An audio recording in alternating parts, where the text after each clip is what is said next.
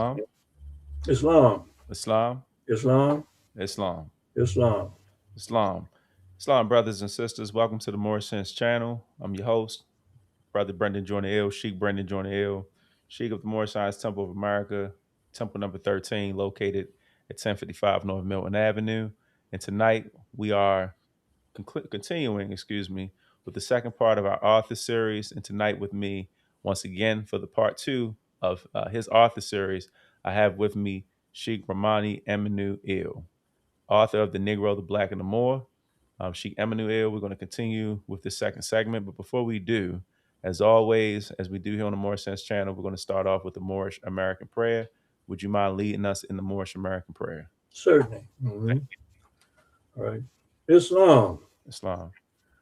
Allah, the Father of the universe, Allah, Father of love, truth, peace, peace, freedom, and justice. justice.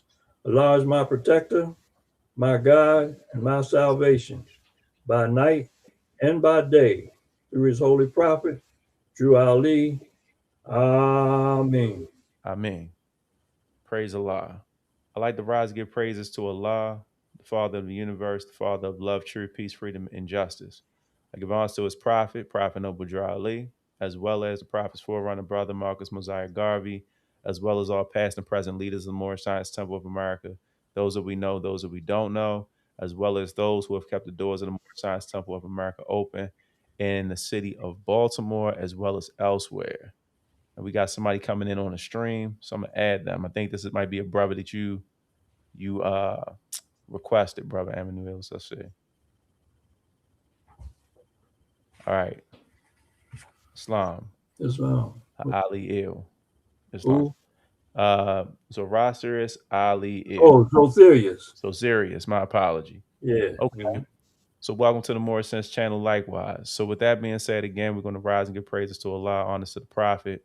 I give honors to my wife, my children. I give honors to my co-host as well, who is Sheik Melvin Valance Bey. Giving honors to my co-host this evening, which is Brother Amenu Il, Sheik Amenu Il, the author of The Negro, Black, and the Moor, and those who are tuning in. And I also give honors to anyone else who may be coming in on the chat as well. Brother Amenu Il, we're going to turn it over to you. And if you want to give your introduction, but before we do, I just wanted to set our audience up, our listeners and viewers up as to what we've covered so far. So if this is your first time looking at segment two, we went into this great book, which is known as The Negro, the Black, and the Moor, which gives a comprehensive outline of Sheikh Amenu Il's time in the Moorish Science Temple of America, as well as in the Moorish American paradigm. Much of the work that the Moorish Americans had accomplished, set forward during the time of Sheikh Amenu Il's time in the Moorish movement. And also, it gives a historical outline and print or outline and footprint to a degree of the work that has been done and also the work that continues to be done as well. So, Sheikh Amenu, I'm going to turn it over to you. Now, I know there were some points. You and I, we talked. Last week, I did a segment with my brother, Sheikh Roscoe Johnson Bey, as well as Sheikh Melvin Valance Bey, and we went over President Abraham Lincoln. We went over the proclamations. We also went over, I went over primary and secondary sourcing, historical research, which is my background as well. And you wanted to help us just enhance, as you often say, just enhance a few things as it pertains to President Lincoln, the proclamations, as well as the historical timeline. So I'm gonna pass it over to you, Sheikh Emmanuel, and then some other questions I had asked you as well, and we can get into those two throughout the segment. You ready? I'm ready, sir. Yes, sir. I first like to say Islam to all of the Moors that are tuned into your show tonight. I give honor to your leader, your Grand Sheik of Praise Hill, Thank you. and honor to other Moorish science temples all over the country because we need to unite and understand the principle that Noble Drew Ali left us with love. So we need to love instead of hate. I also like to give honor to one of the remaining sons of Timothy Dingle Hill, Donnell Dingle Hill. Islam. He goes at the temple on Bel Air Road. Bel Air Road. Yes, sir. And I had run into him recently at my sister's memorial service. But anyway, giving honor to all the Moors everywhere, and especially to Noble Drew Ali for the great work that he has done over the years, and have set a very good example as to how we should be functioning and the progress that we should be making or have made and are going to make as the times that we're living in, the super times that we're living in. So very briefly, last week, I wanted to commend the brother Johnson Bay. I think his name is Timothy Johnson Bay, Yes, sir. Timothy Roscoe Johnson Bay. That's right. But anyway, he did a pretty good job because you all happened to bring up, I think, a lesson by Abraham Lincoln when Horace Greeley wrote him a letter, and the letter that was referenced, and you can clarify that date on that letter. But I went back and researched it, and I know that letter was about a year after Lincoln had issued his first inaugural address. And I think that's very important because you all, and in fact, that particular brother, he talked about the Union, and his definition, as he understood it, was land and people. When Lincoln was referring to the Union, I just wanted to take it a step further. And before I forget, let me give honor to Sheik Bay, Thank you.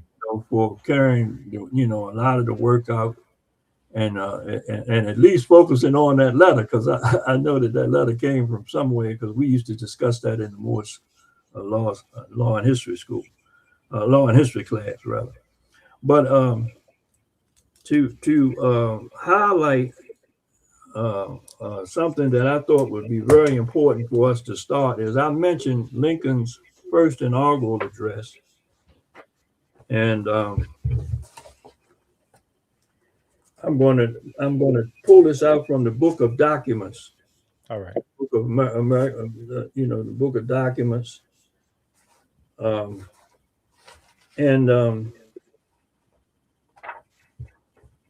give me a second here to pull it up. All right. Take time. Okay. Sometimes I go through so many records, and I try to prepare as many as I can, as we talk, or we at least we address it. At any rate, while I'm looking for that letter, and as I said, it's in the Book of Documents. Okay. And so. And if anyone has any questions as we go along, you can put them in the chat likewise. Or any comments? Oh yeah. We look for them in the chat likewise. So. Okay. Yeah.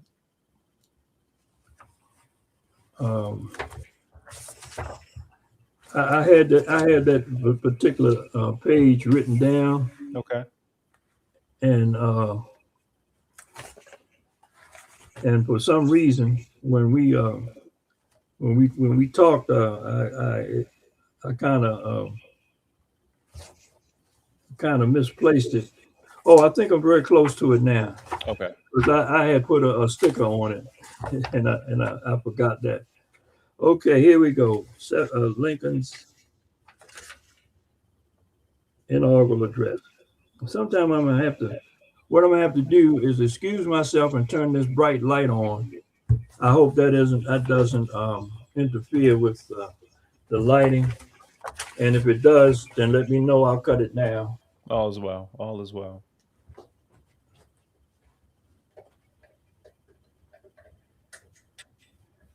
How's that? That's fine. That's perfectly fine. It's not interfering with it. Okay. Yeah, you're good. Okay. Now, Lincoln's inaugural address. One of the things that's very important about this address is that Lincoln went back to the earliest times of the foundation of this government. And he brought out some very important points about the Union. And I just wanted to clarify that Lincoln already had studied and realized that when the Union was first formed, we in our let me digress for a moment. In our warning from the Prophet Noble Drew Ali, it says that it presents a date 1774 of the That's right. first free national constitution. All my life in the Moorish Science Temple, I've done all kinds of research to see what document he was talking about. But way back during the time that we formed the Moorish School of Law and History, this first inaugural address helped to clear that up. And one of the things that substantiated that, when I start talking about the Union, I want us to understand that Chief Justice Curtis, in the dissenting opinion of the Dred Scott decision, Right. he made it known that there were free persons of African descent who were present at the signing of the Declaration of Independence, and they came from 5 different states. And with their representatives, 6 representatives, they gave them a total of 35 persons present.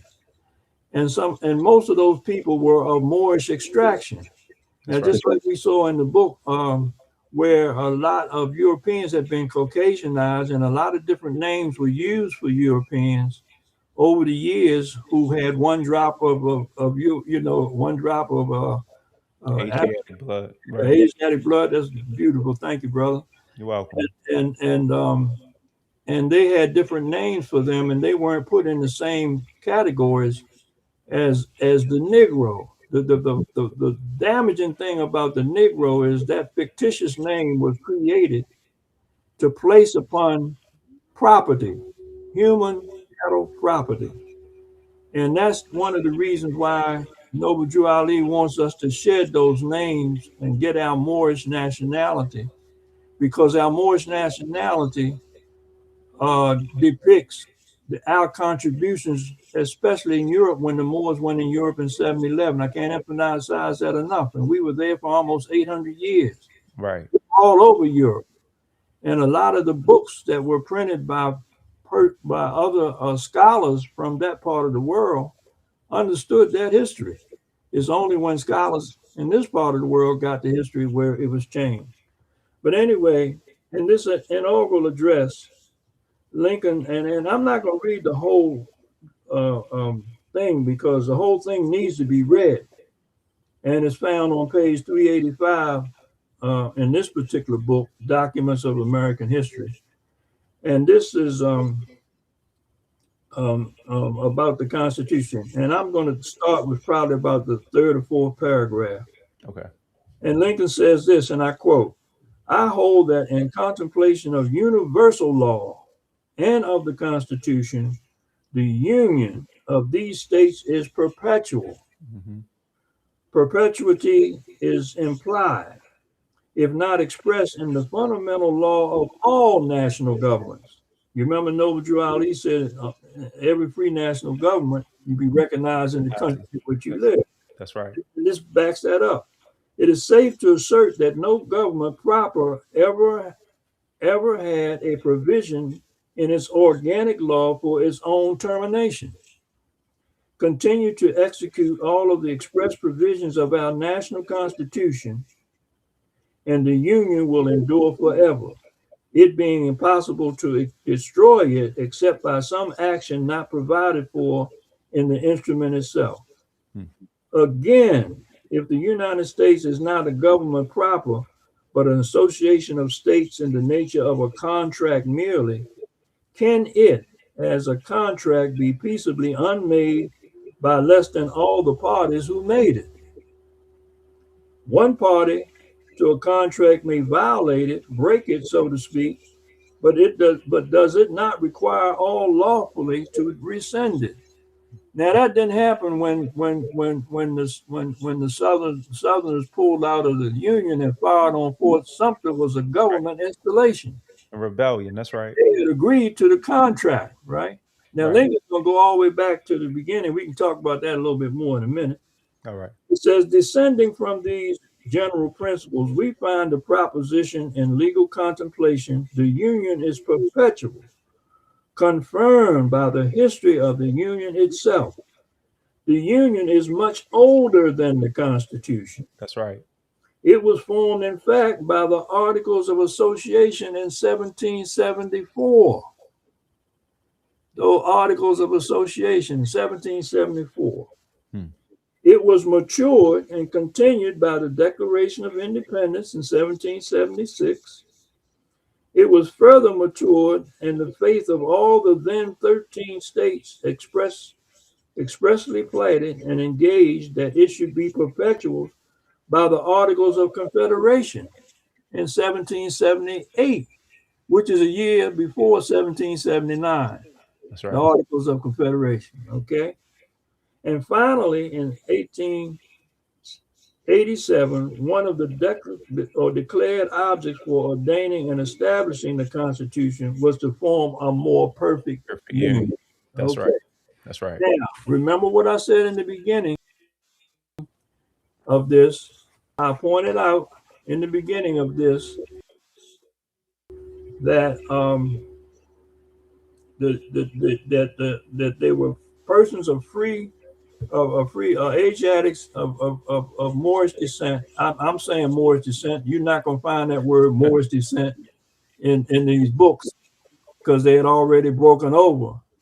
But they were well, who were the free persons that didn't own slaves that weren't under the Negro That's right. banner? If you were under the Negro banner and classification in 1774 and 1776, then you wouldn't have been a free Islam. person. But remember that the treaty had been signed by the Sultan of Morocco and George Washington prior Hmm. to all of this. I mean, I'm sorry, in 86. That's right. 1786. I'm sorry. Yeah. So when this was being formed in the early 1700s, the whole atmosphere was different.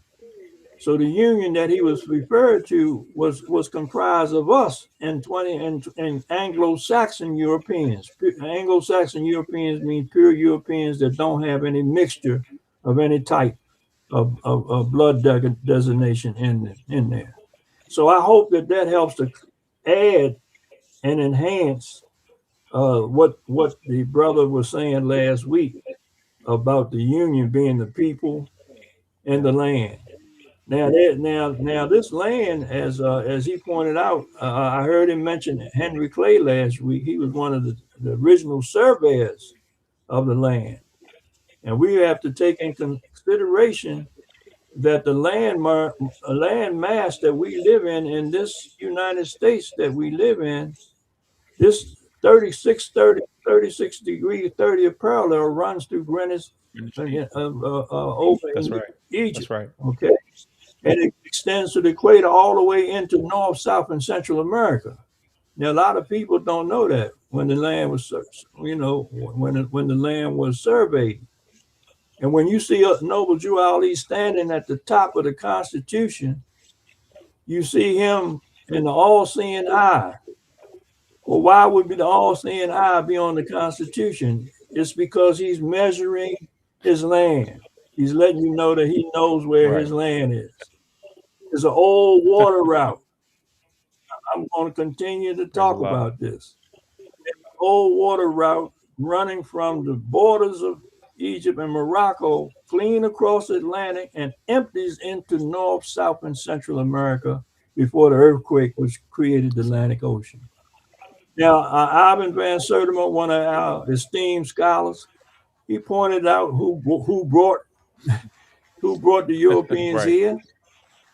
When they supposed to have been lost or whatever happened, it was a Moor who navigated and brought Columbus to these shores and took him down in the islands.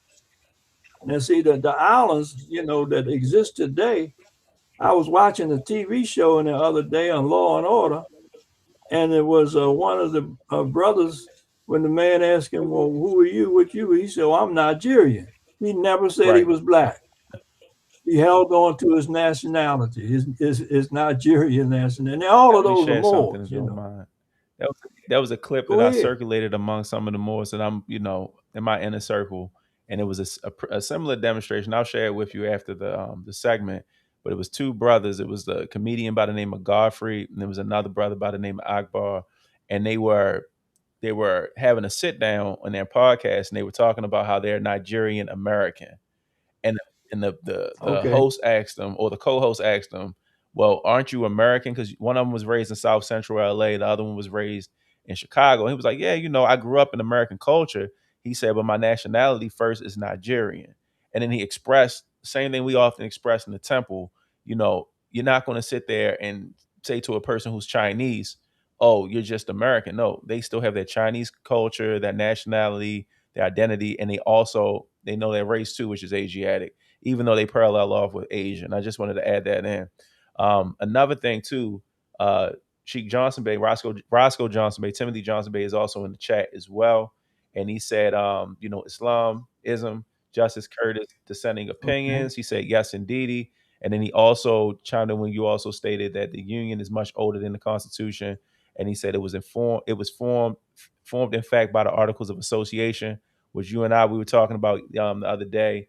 And then he said too, and this is the last thing, he said the Europeans at that time, members of various orders, and they openly tell in their records they received esoteric sciences from the Arabic speaking mystics of the quote unquote Middle East. Yeah, Okay. Well, and all of those mixed Arabs are descendants of the ancient Moabites, Canaanites, Hittites. All of that's them are right. our cousins. That's the reason why Noble Drew Ali said North, South, Uh, Central America. And when you start talking about others here, when I mentioned Brother Nati, where he probably has more of my books in his store. I only have a few here, but he got the book in, right. in his store. He sends those books all Hmm. over the world, and he resides down in one of the That's right. islands as well. And so the people in the Caribbean or the Caribbean islands, they well understand nationality. And when you talk nationality to them, we just don't want to be too we don't want to be too quick to deify. I used that Yes, word I before. know. In our efforts to love That's right. Noble Drew Ali, we deify him to the extent that we don't want to hear nothing else except the words that are printed in the Right. Moorish literature. And as I pointed out before, he had all kind of people that he In was various different assisting groups him. and orders. That's right. Right, That's right. various different groups. And the next thing that I wanted to, because I'm trying to do this as systematically as I can. The next thing that I wanted to point out um, was on page Okay. 177, and and I'm breaking down the degrees of the book as somebody had So we said. getting into this image right here. Let me see. Is it okay? Yes, sir. All right. Yes, sir. Thank you for producing. Now, along in my book on page 177, it's an excerpt here. Oh, let me say this too. If my memory serves me right, when you look up J.A. Rogers, he changed. He made his transition in 1966. They say he was born in 1880 or Okay. 1883.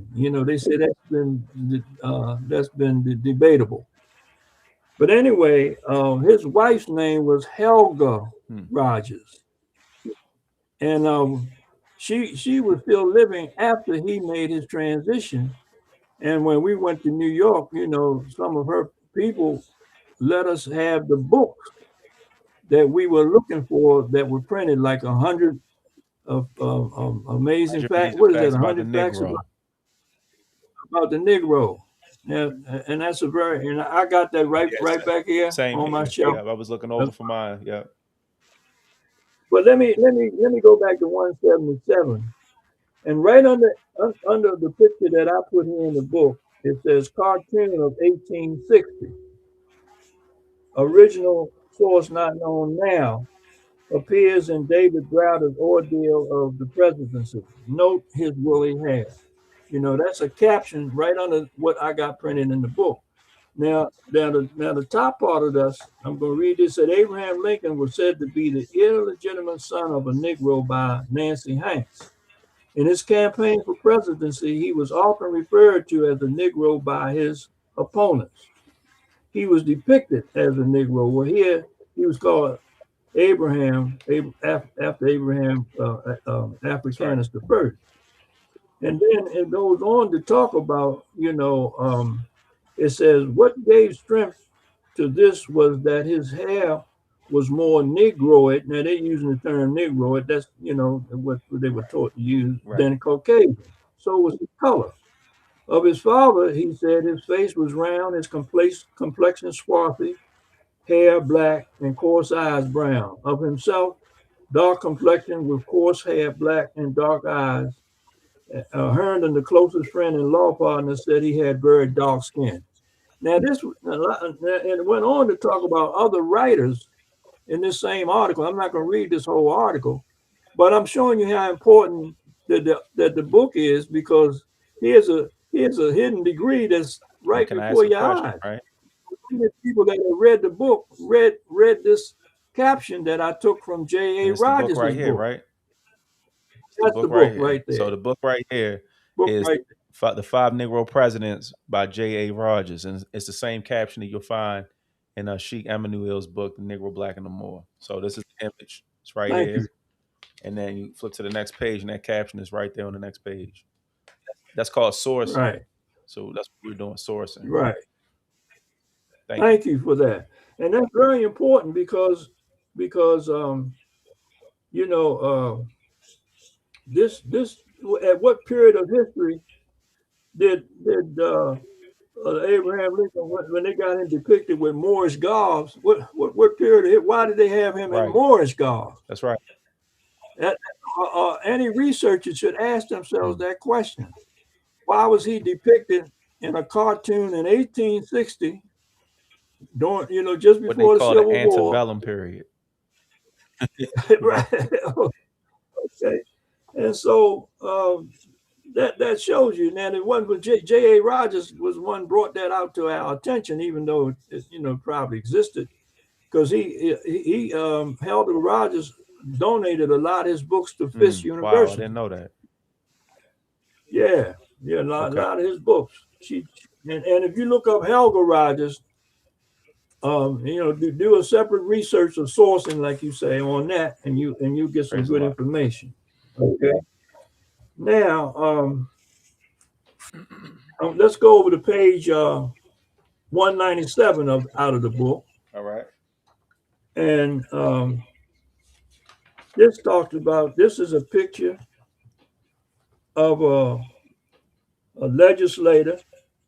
It said to the immediate left of Prophet Noble Drew Ali is Oscar Stanton DePriest. Priest. Right. It says, see the short bio below. And then on the first row, it's got other Moorish Americans there, Right. like Small Bay, Foreman Bay, and whatnot. So on. Right. But look where he's sitting next to the prophet. Okay. Now let me just go. It says Oscar Stanton DePriest was the first African American elected to Congress in the 20th century. He was elected to U.S. Congress in 1928 as a Republican.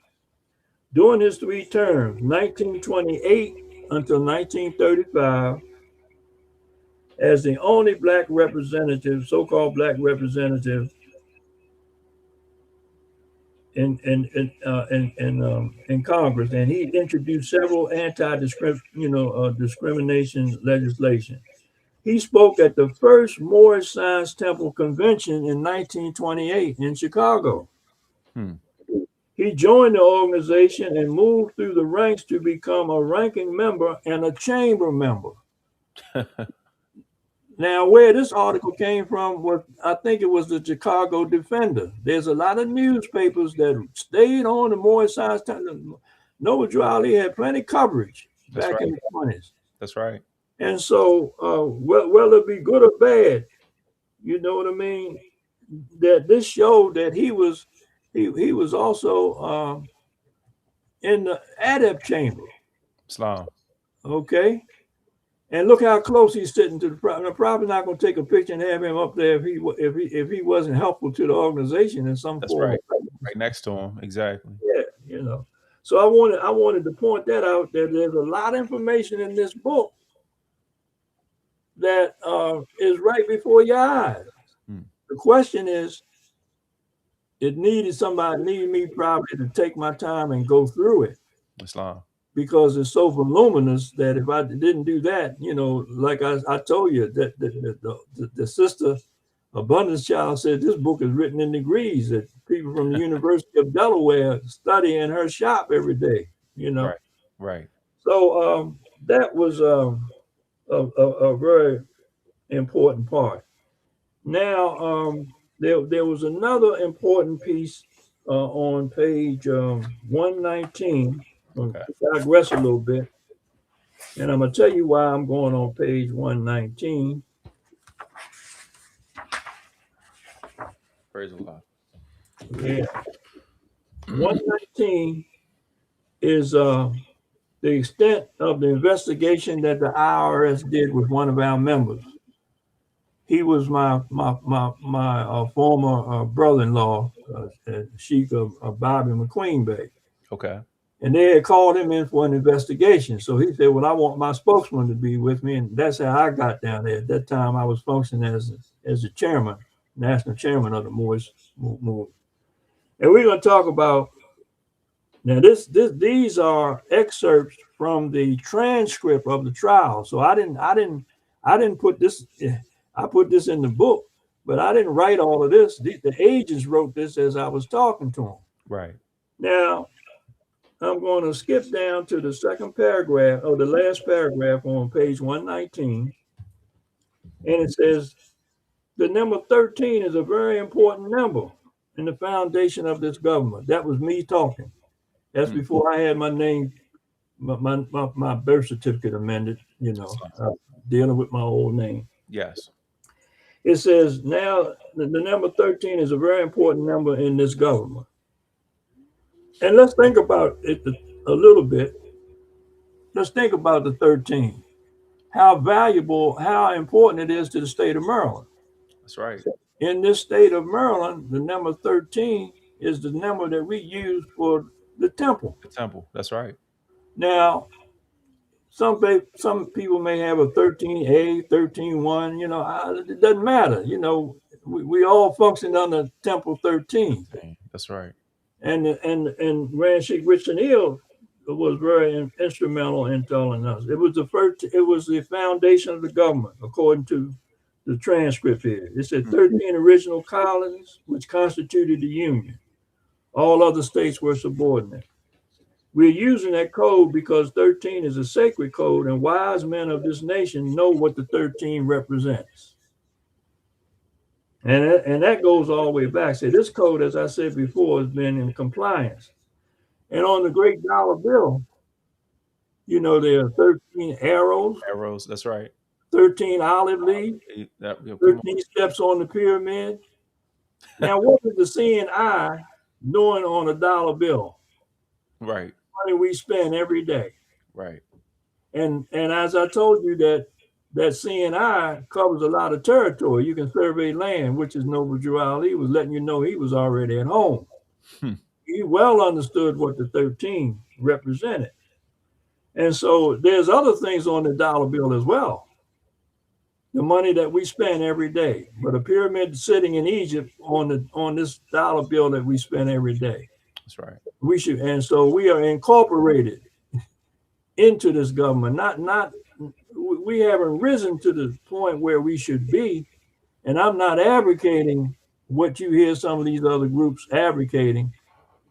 People just joining the Moorish Science Temple so that they can get some benefit out, of it, right? Like their homes and putting their homes up, changing their property, their status, and all of that. You got to understand what your status is. Learn about your culture and your history before you go jumping into that kind of situation.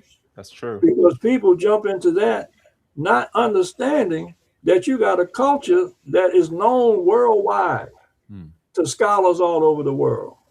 Everybody knows Moorish history, or the Moors, who the Moors were. It would have Moor meant any dark-skinned person. That's right. But Noble Drew Ali said, look, when we attach the word black and Negro, you have now, what you have done now is acknowledge that you're a piece of property. You're a drawer of wood, That's bale right. of cotton, Chattel. That's right. chattel property. That's right. And in the Dred Scott decision, Justice Taney said this abatement of class applies to that class of persons only who are Negroes of the African race.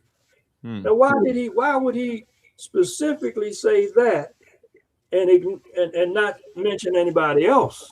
Right. Because he knew that he was paying homage to the Southern Iraq. He knew that history. Hmm. You know what I mean? That history went all the way back. You know, those treaties and things went all the way back when the Moors were governing this part of the land. And so when you put a fez on, you know, you should know something about your history. That's right. And don't get caught up and say, well, I didn't hear Noble Drew Ali bring that. He didn't put everything he couldn't have possibly put all of this stuff that we talked about in this book. And that's what I was going to say. A lot of Moors, they get caught up in the rhetoric of saying, "Well, the prophet ain't bring that." Yeah. And when I hear that, my eyebrow raises. I'm like, okay, so you're putting a cap or a limit on not only your understanding, but furthering or enhancing your understanding. You have to look at the Prophet Noble Drew Ali's not only his teachings, but you got to look at it from multiple different vantage points. The Prophet was multifaceted, and this is why he named the organization the Moorish Science Temple of America, because science requires you to for the Mm. application to look at, to analyze, to test at any given point in time what it is that's being presented in front of you.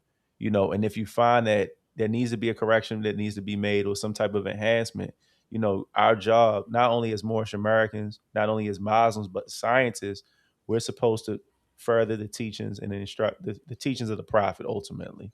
But some people don't look at it like that. I think that the point that you raised in this segment, as well as in previous segments, as to people deifying the prophet, I mean, even in the Quran, the prophet says, or the lesson says that we're not to worship man. That's what it says. But Mm-hmm. unfortunately, I think some people or some Moors have missed that mark. So, I just wanted to put that out there. It's very important that you put it out there too on the show because it's That's the right. truth. We learned the truth That's is right. art. Art is the creator. It says art is Allah in our That's right. 101. And Allah is the father of the Universe. That's right. universe. It's an Arabic name for the God that That's we right. serve. One God, regardless of how we see God, there's one That's creator. absolutely You know, we're gonna have different perspectives. So we shouldn't get hung up in that as long as we believe in the God that is within us. That's why it's the God of our that's right. understanding, the God of our That's right. creation. So anyway, at the end of this, it says conclusions. You know, they went over some of the stuff that we talked about, and then I'm now moving to page 122. After we had put after, and people can go back and read all of the comments that are in the Okay. transcript, right? And it says final, and it's got a code number up front, and it's on page 122. It says, in view of the above, it is felt that there is insufficient evidence to establish the taxpayer's filing of a false form W-4 was done with the express purpose of defrauding the government. In addition, the amount of taxes as a result of such filing is a standard for a prosecution case. The taxpayer's failure to file a return would not result in a failure to file a return, which in 1974 would result in a 1 year case, Right. right? He said, I recommend that this case be closed in the intelligence Hmm. division because of a lack of criminal prosecution potential, and the case be forwarded to the chief collection division for the action that he deems appropriate. So the group manager signed off of it. Uh, Right. over here in the next Right. page, on page 123, we got a letter says this is to inform you that the intelligence division is no longer participating in the investigation of your liability from 1971 through 74. The matter has been referred to collection. And so when you pass the intelligence division, that means that you haven't done anything subversive That's to right. this government. We laid out the reasons why. We said as less than legal citizens, as Mm. as as being branded as a piece of wood, a block of wood, Right. as being branded like that, we don't pay taxes. You don't tax. We are labeled as human property, Mm. right? But not even human property, like a beast. Like a beast, right? And while we're on that subject, I wanted to refer you all to a record in this book. Um, this is a record by Charles Curl Mm-hmm. of Maryland. The And Negro. Charles Curl of Maryland spent either 15 years of his life, $20,000, 15 years of his life to say that the Negro was a beast. It's a record right here. Oh, And it's the book, but I'm just yeah, showing. oh, thank you. All right, you can continue. What page is that on, brother? That's on page 18 and 19. Oh, thank you very much. You're welcome. I got so much stuff in here. Oh, this is lovely. See, that's why you're a master researcher, brother. I got to give you honor where honors due. Thank you very much. Now, on page 21, it says up at the top of the page, this is Charles Carroll talking of Carroll County, Maryland, where yesterday they might have had a touchdown of a tornado. Tornado, right? Okay. That's right. It says the Negro is an ape, hence his status in the universe. His relation to man, like that of every other animal, was fixed irrevocably by God in creation, and no act upon man's part, whether legislative, executive, or judicial, can change it. Hmm. Now, that's a very powerful statement from Charles Carroll, who spent all of this money on this book, The Negro of Beast. And this book is also in Fisk University. I did the research on I didn't know that. Okay. it. Now, here's where the problem comes in at with our people. Because our people don't know and accept the fact that they're Negroes, they think that this applies to them. Right. But this doesn't apply to a But Moorish brother not at all. or sister. That's right. In other words, by us knowing our nationality, we are becoming and being who we are. If we were Moors then we are Moors now. That's right. And that's one of the values of understanding your Moorish nationality, because you are a person, a human being. A human being and a legal person. I got that in this book too. I might not get a chance to go in there tonight. We put that in the brief, in our appellate brief. Right. And it says what a legal person has the power of choice, a power to choose. Now, after we came out of slavery, it was already discussed in the Journal of the Senate and the Congressional Globe and the Great Conspiracy by John A. Logan. That's right. John A. Logan was also a senator, and he was a great statesman.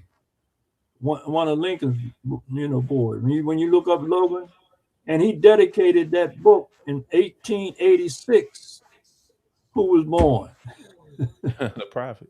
Prophet was born 1886. That's right. That's you saying honor. When you put things together, that's a piece of truth that we have to think about. And he dedicated to all the young men of America, and it's called the Great Conspiracy. That's right. And that's the only place where you will find a whole copy of the 1862 Emancipation Proclamation. That's right. Now, on January the 1st of every year, our brethren in the Masonic order celebrate the proclamation. Oh, wow. I'm not talking down on the brothers, because I understand, I love all my brothers, Right. So I'm not talking radical against them, because I got very good brothers involved in the order. Right. You're just sharing. Yeah, just sharing. But the first paragraph first paragraph of 1863. I can quote it by heart. It says, on the 22nd day of September last, the president issued a proclamation containing, among other things, the following, to wit. Hmm. So what that proclamation does is it only has excerpt. Hmm. You got to go back to 1862 and find out, well, what did Lincoln do? When did he go to Congress? He went to Congress December the 15th. I'm not going to give you all the history. Let Right. people research. Let them look for it. Right. December 15th. He had two additional articles of war to substantiate and back up him issuing that proclamation. And he told the states that he would, that upon his next meeting of Congress, he told them that way back before he issued the proclamation, that he was going to come with a plan. Hmm. And his plan was to offer compensation to the slave holders for their property, because we had been reduced, those of us who had been held in slavery had been reduced to property in the Constitution by Article 1, Section 2. I think it's a 3-5th provision. Hmm. But Lincoln also knew that there was another provision, Article 1, Section 9, which is the 1808 clause, which prohibits Slavery. slavery. That's right. It would come to an end. That's what was supposed to have happened. That's right. It would come to an end. Of course, the Civil War, you know what I mean? All that stuff happened. And you know what? It was a treasonous act Hmm. to violate the Constitution and fire on a military installation, installations like South Carolina did, And Sumter. That's and right. Fort Sumter. That's right. Fort Sumter. Fort Sumter. So now that brings me to another piece that you and I had kind of talked about this offline. Is there's a document in the book, and let me go to that page. Okay. This will segue into this page. All right. I think this is found on page 70, 79. Yes, and I'm pulling the document up as well. Okay. Yeah. So this. Now on page 79 is the sample of it. Right. And I'm gonna break down. I'm gonna go into it. What it is, and then when you turn over to page 80, Right. you'll find another document. That's your copy, right? That's my copy, and that was the first original one that was made. Hmm. I mean, when I say made, signed by Grand Sheik Richardson Dingle-Hill, the Islam. founder of the Moorish School of Law and History. Islam. All right, now why did this document come about? Certificate of registration. One of the reasons why this, and let me say this, that my cousin Jonah, his name is Jonah, but he spells it a little different than you. Yes. He and I were in a car one night, because we had several meetings with the administrator of the Motor Vehicle Administration, trying to get the Eel and Bay hyphenated to our name, and trying to get our racial designation of Negro Black removed. Hmm. That was our aim. And in the course of doing that, it led us into many places like the Bureau of Vital Statistics. Right. Now, one of the things that was important about the Bureau of Vital Statistics, there was a letter that we dug out of the file of Richardson Dingle-Hill's file in record group 147, Hmm. that said that he had left that he would like to see all of Bureau of Vital Statistics established. So the idea of the Vital Statistics, or Moorish Bureau of Vital Statistics, was born in the 40s. Can I read that letter? Yeah, I have, you have. I have a copy of it. That's what I'm Okay, asking. yeah, read it. Yeah, go ahead. All right. So Oh, that's beautiful. Thank you so much. all right. So the letter that Sheik Emmanuel, brother Emmanuel, is referring to. I'm gonna read it real quick. It says, "Be it known to all whom it may concern that has been approved by Prophet Noble Drew Ali, November 30th, 1940. And I'll clarify that the founder of the Moorish Science Temple of America, who lives at this time at 447 East 40th Street, Chicago, Illinois, that I, Richardson Dingle, have been approved by Prophet Noble Drew Ali to carry out a system which I have founded of having all the records of the Moorish Americans changed throughout the U.S.A, United States of America, etc. Now, 447 East 40th Street was known as the Powerhouse, and at that time, that was the location of Prophet Noble Drew Ali reincarnated, also known to many of the brothers and sisters as Sheik John Givens Ill at that time, who at that time Grand Sheik Richardson Dingle or Sheik Richardson Dingle at that time was under the tutelage and under the guidance under. But he also united in the movement under the Prophet Noble Drew Ali, which is the founder of the Moorish Science Temple of America. All right, back to the letter. It says the purpose of this system is to remove diluted names off documents issued to members of the Moorish Science Temple of America Incorporated by the authorities of the state, states, and nations to have their origin rectified on their documents, and also to provide a convenient way for members who already have in various documents in their possession to notify the authorities of the corrections and changes that have been made through the Moorish Science Temple of America Incorporated, such as if and or when a member's name is changed through marriage or some other reason, an affidavit or form must be filed out, and forwarded to various parts of the state, states, and nations immediately. So if you want to just, stop me anytime, Sheik, just let me know. Stating the change and reasons, the records of the old identification must be kept in the new identification cards or certificates is received. A new identification card bearing the correct name will be mailed to the members. It is important that this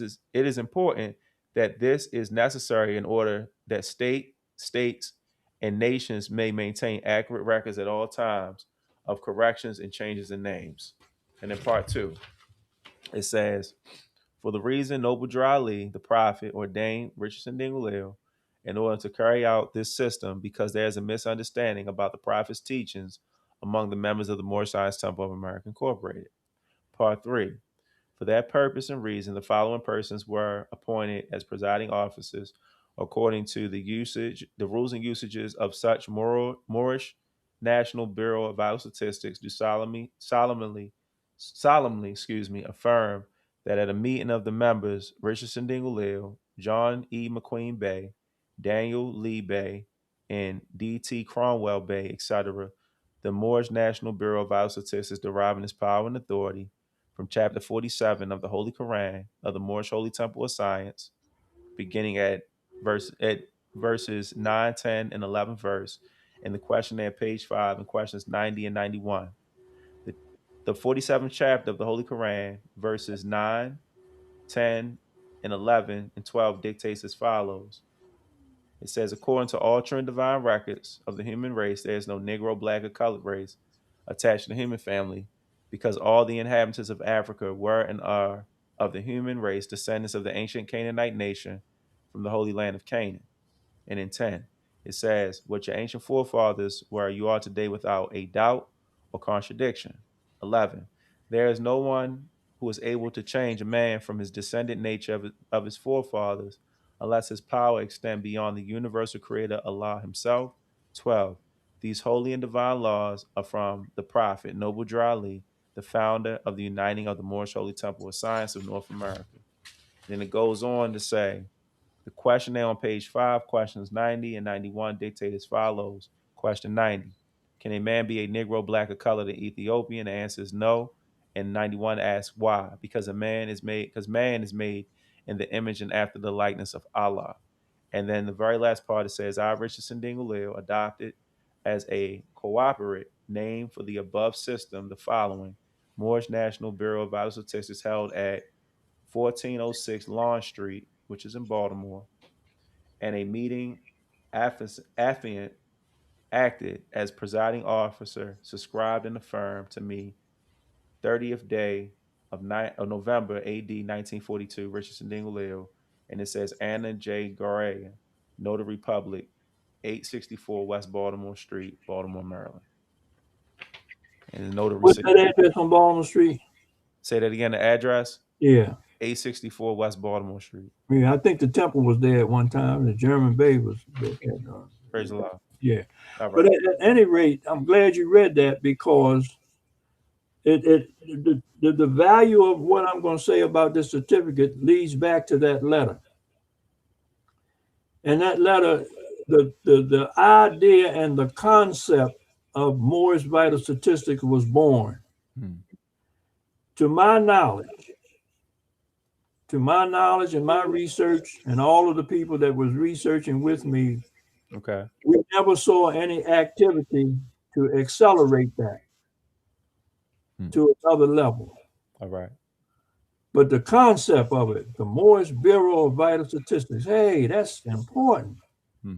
So when we went to the Motor Vehicle Administration, and had these communications with the administrator, his name was William T.S. Bricker. I'll never forget him. And also the Attorney General's office Of the state of Maryland. of the state of Maryland. All right. Now, let me pause for a moment and give credit to the Honorable Timothy Dingle Hill. He had been wrestling with that issue for a long time. And I noticed you put that in your record as well. And it came from the Resurrection book. It's a document in there. Yeah. Yeah. He was trying to get that because he knew that his brother, Richardson Dingle Hill, had his racial designation changed That's right. already. Right. And in 1944, now listen how far back that's been. I was probably 1944. Listen, how old was I? I was about 5 years old, 1944. Right. In 1944, there's a document from that I dug out his records that has Moroccan on his selective service system. Right. On his selective service papers. And that's in the book too. Now, I forgot what page that's on, bro. We can look that up at another time. All right. But here it is, boy. Look, see when you're on time, stuff It comes right to you. It's on page 58. All right. And I'm talking about. It said before. Now listen to this. I'm gonna read this little caption before we look at the paper, the document. Okay. Yes. It said before discussing the accomplishments and contributions of the Moore School of Law and History, we will quickly review highlights of the school's founder, Grand Sheik Richardson Dingle Hill, born in Manning, South Carolina in 1910. Okay. In the spirit of Prophet Noble Drew Ali's initiatives, Grand Sheik Richardson Dingle Hill, under the instruction of the reincarnated prophet, expounded the founder's work by placing the document entitled Our Authority and Other Literature in National Headquarters Selective Service System, Washington, D.C. in 1944. Richardson Dingle Hill requested that all Moors be naturalized, not nationalized, Okay. naturalized, All right. according to our authority, as communicated to him in a meeting with General Hershey, head of the Selective Service System, and Colonel Schwartz. He also called for and initiated the concept of the Moorish National Bureau of Vital Statistics, and that says in parentheses, to be explained. As a result of this activity, Richardson Dingle Hill became the first so-called Negro to have this erroneous term removed and the first to register with the United States government as a descendant of Moroccans born in America, further expounding the works of the founder. Figure 4-9, documents from the National Archives, confirms the above. Now, if you look at this document, I don't know whether you can see it. Yes, I have a copy. You see Richardson Dingle Hill's name, and then it's 4438, and then it says 30, and then where it says race, it says Moroccan. Yes, I have a copy. I actually researched and found a copy of one of these as well. All right. And we got that stamp. Yes. And you know where that copy came from? No. Record Group 147 that we went over there and dug into it. Well, I had met, and I might not get a chance to get into this because we're gonna cover the certificate. Right. I had went to the office of the archivist Okay. of the United States, and I met his deputy. Hmm. It was a clear cut day, a cloudy day toward the evening. And when I got through talking to him, he had a map on his wall, and I demonstrated the 47th chapter as was taught to me on the map, so he could get a clear picture of what we were talking about. Hmm. And he told me he was going to Ireland. When he came back, he said, "I'll look into this matter for you." And he wrote me a. Oh, look, the letter is right next to the document on page 99, 59. 99, 59. Sorry. Okay. Let's see. Listen to this. Oh, yeah, that's right. There it is. Dear Sheik Reynolds, this is in response to your request made in my office. So that verifies that I was in his office Hmm. on May 23rd for information and selective service files of Richardson Dingle during the period of World War II. Selective services and personal case files for that period have been destroyed. However, our staff have located several pieces of correspondence on Mr. Dingle in the general files of the Selective Service. These files are available for inspection by members of the public at our Washington National Record Center, 4205 Suitland, Maryland. If you decide to visit it, I have to ask for Mr. Harry John, who is handling your request. And he signed his name and said Deputy Archivist. Now he didn't have to write me back. No, he He could did. have got one of his staff members to do it. That's right. This letter opened the door. Anytime you get a deputy, I had learned that from Timothy Dingle here. He could master letters and things like that. Right. And if he got a letter like this, when I got this letter back, this was in 1973. Hmm. Okay, so look how long that's been. Right. 27 and 26, that's 50 some years That's right. that I got this letter. Hmm. That's how long we've been wrestling with this With this issue. That's right. with this issue. Right. So when I got this letter opened the door to many other letters. I Hmm. mean, many other problems. Okay, Yes.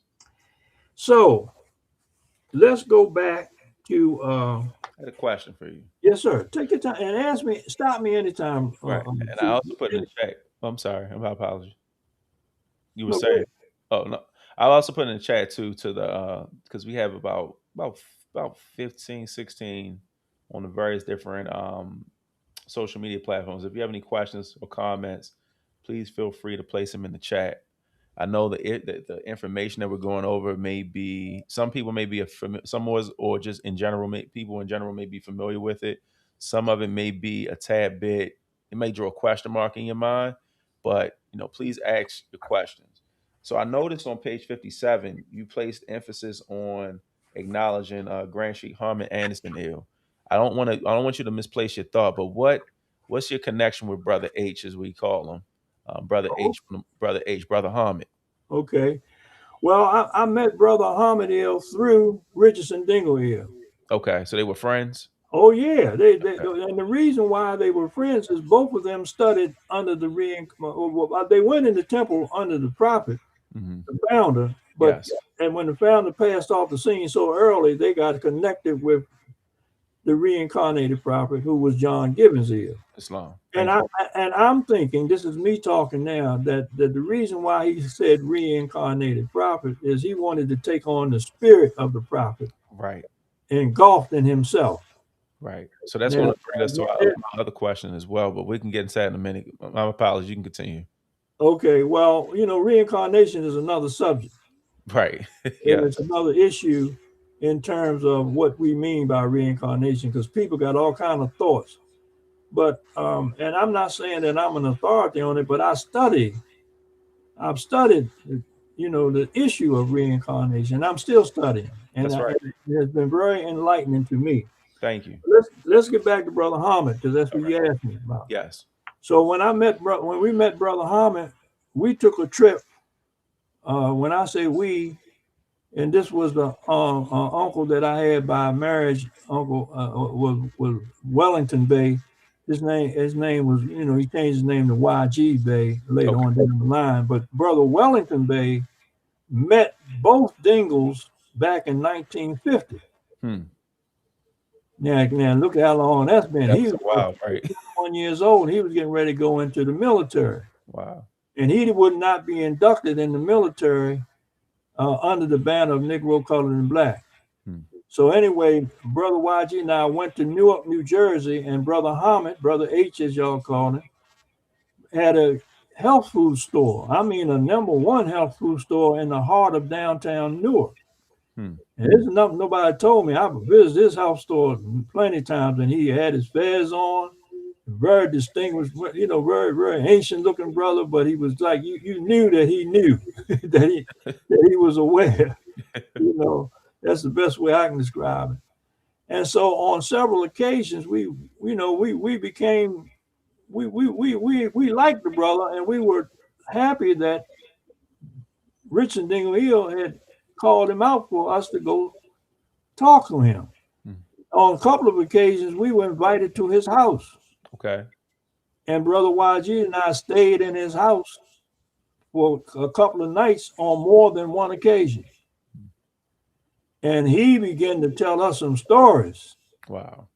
Because he had a problem with one eye, a tie blew out in his eye. Right. And he told us that story. Hmm. And he told us stories of the reincarnated prophet, of the work that he did. Wow. And so we asked him about Dingle Hill.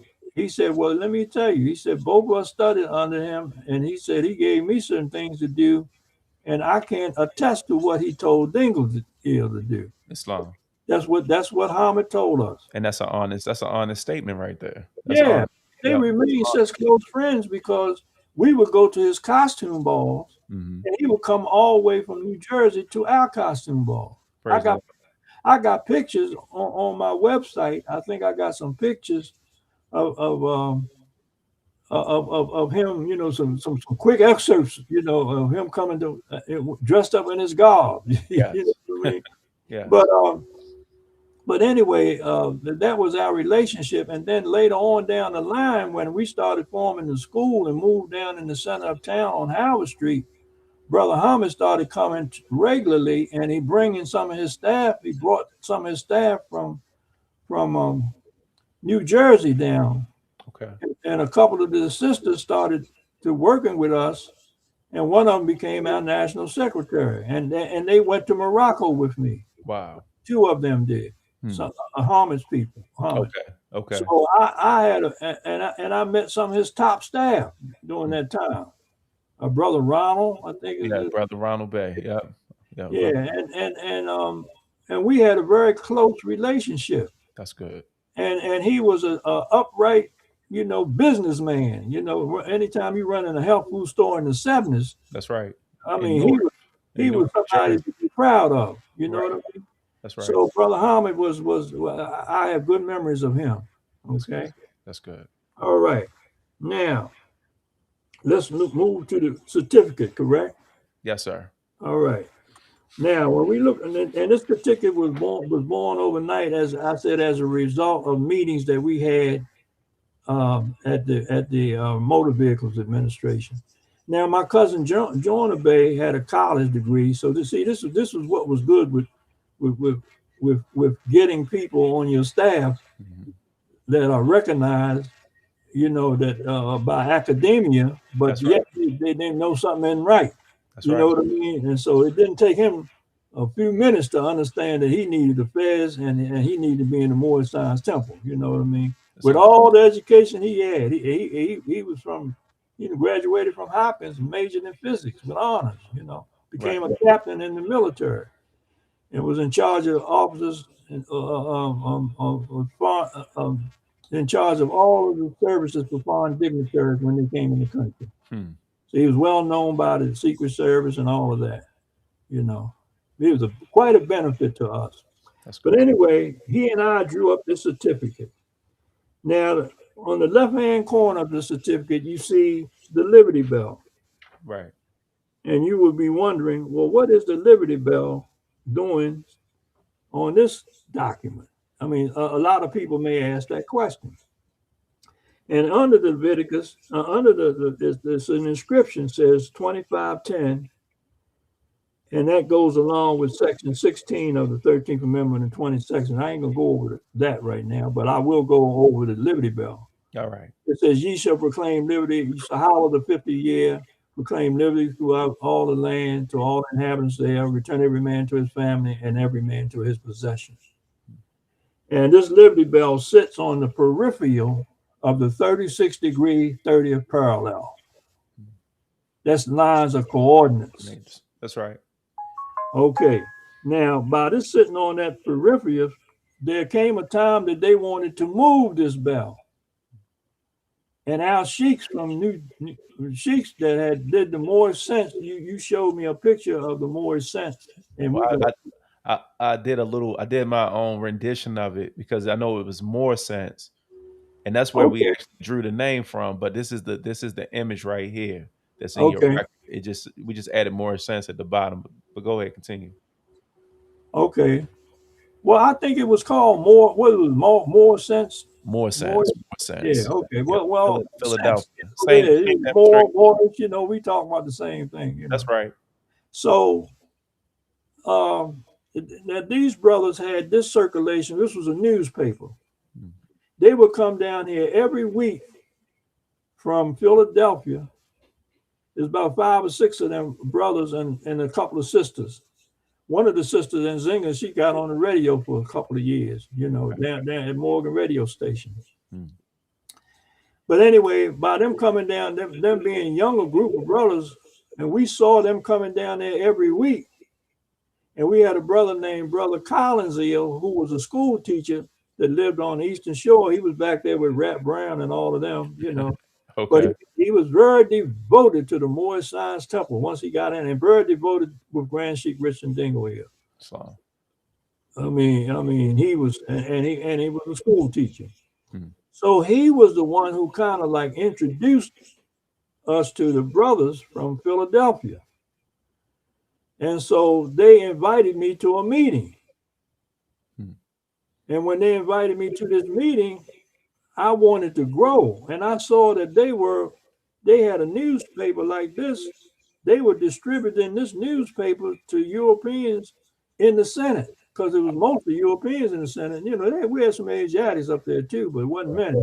Right. And this was just when the so-called Black Caucus started forming. Okay, so we done met with all of them. I can call them by name. You know, but that's another history. But let's stay with this. 1970s, right? Huh? 1970s. That's the time. Yeah. That's very important. Wow. Because that might lead to the third leg of this of this interview. Yes. But anyway, when we saw these young brothers, we wanted to connect with them because they were age appropriate for us. You see what I mean? And they said, wow, they coming all the way down here to Baltimore to Richard and staying up at Richard Dingle Hills house till 5 o'clock in the morning. So after a while, we started going up there, you know, when it came time for us to grow and expand. That was the idea, you know, to get up there. And so that's what we started doing. And so I could see then that both Dingle Hills had their missions. That's right.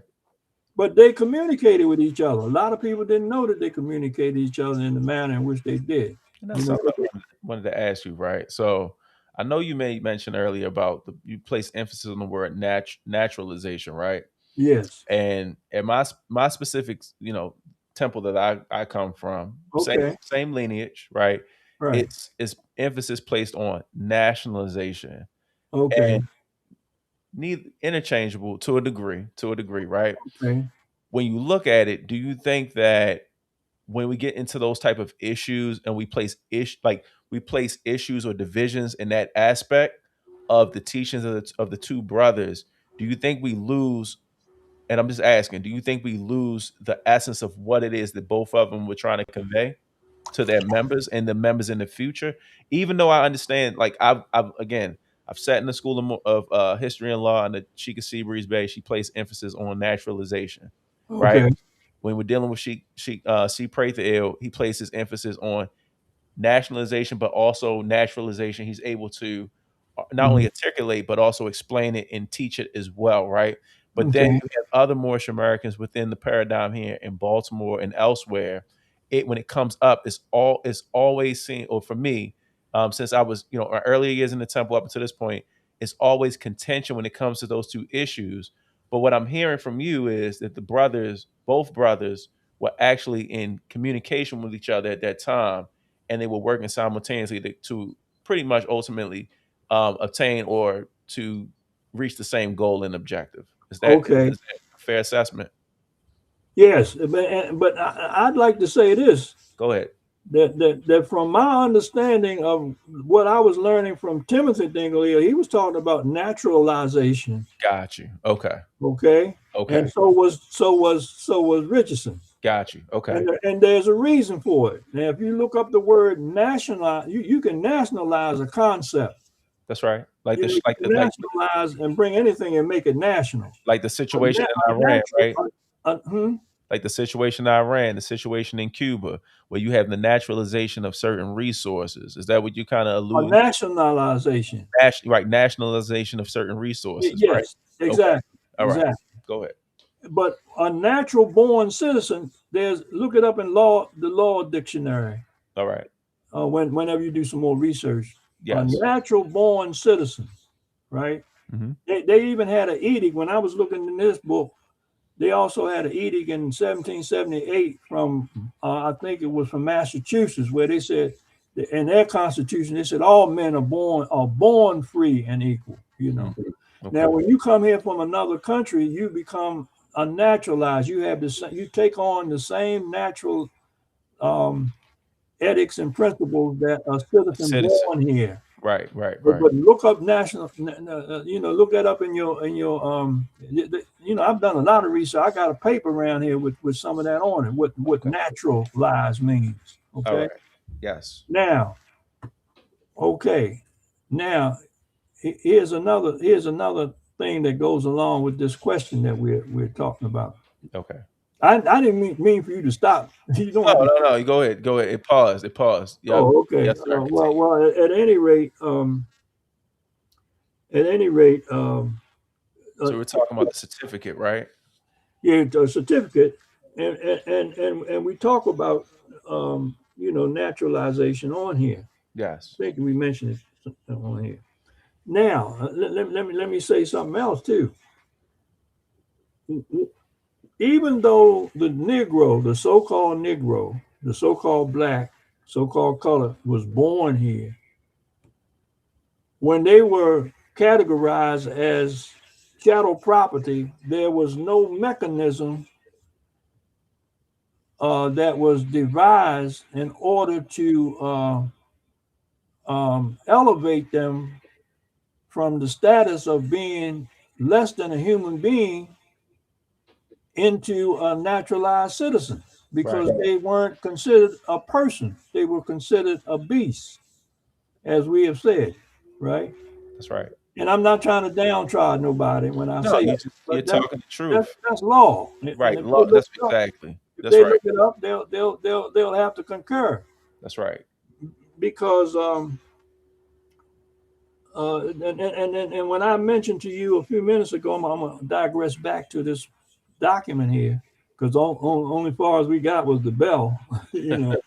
But I told you it was on the 36-degree 30th parallel, and they Yes. tried to move the bell one time, and these brothers that I just laid out, and brothers and sisters from Philadelphia, filed a brief in court Hmm. and told them they can't move the bell Hmm.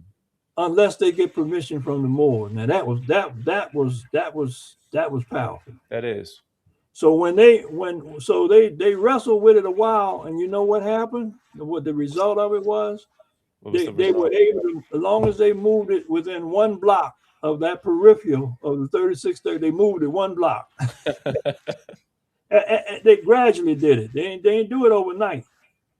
Now, along the same time, when that bell came up, we challenged in court whether General Lee, who was head of the Confederacy, Mhm. had ever taken the oath of amnesty and reconstruction to align himself back in the Union. Since he was a treasonous, That's right. since they broke off from the The union. contract That's right. that I read to you earlier, broke off from their contract, when was he reinstituted? What remedy was used to give him his citizenship? And that issue came up in Congress. Mm-hmm. And we challenged it in Congress. When I say we, the brothers from Philadelphia, Right. along with some of us, challenged it and said, well, if you start talking about General Lee's citizenship, what about the Moors? Islam. What about our citizenship? Mm-hmm. Can you unilaterally impose citizenship on, since Lincoln set us free by force and effect of the 13th Amendment? They says no need, the prophet says no need for the application of the 14th and 15th Amendment.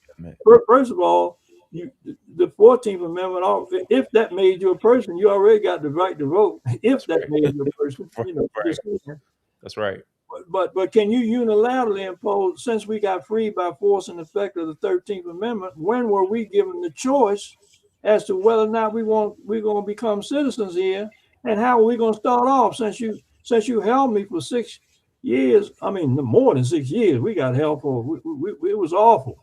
They violated the statutory law of the Hebrew Code. Mm-hmm. The Hebrew Code says in Leviticus, the 44th verse, which this argument came up in the Journal of the Senate, in the Congressional Globe, this argument came up.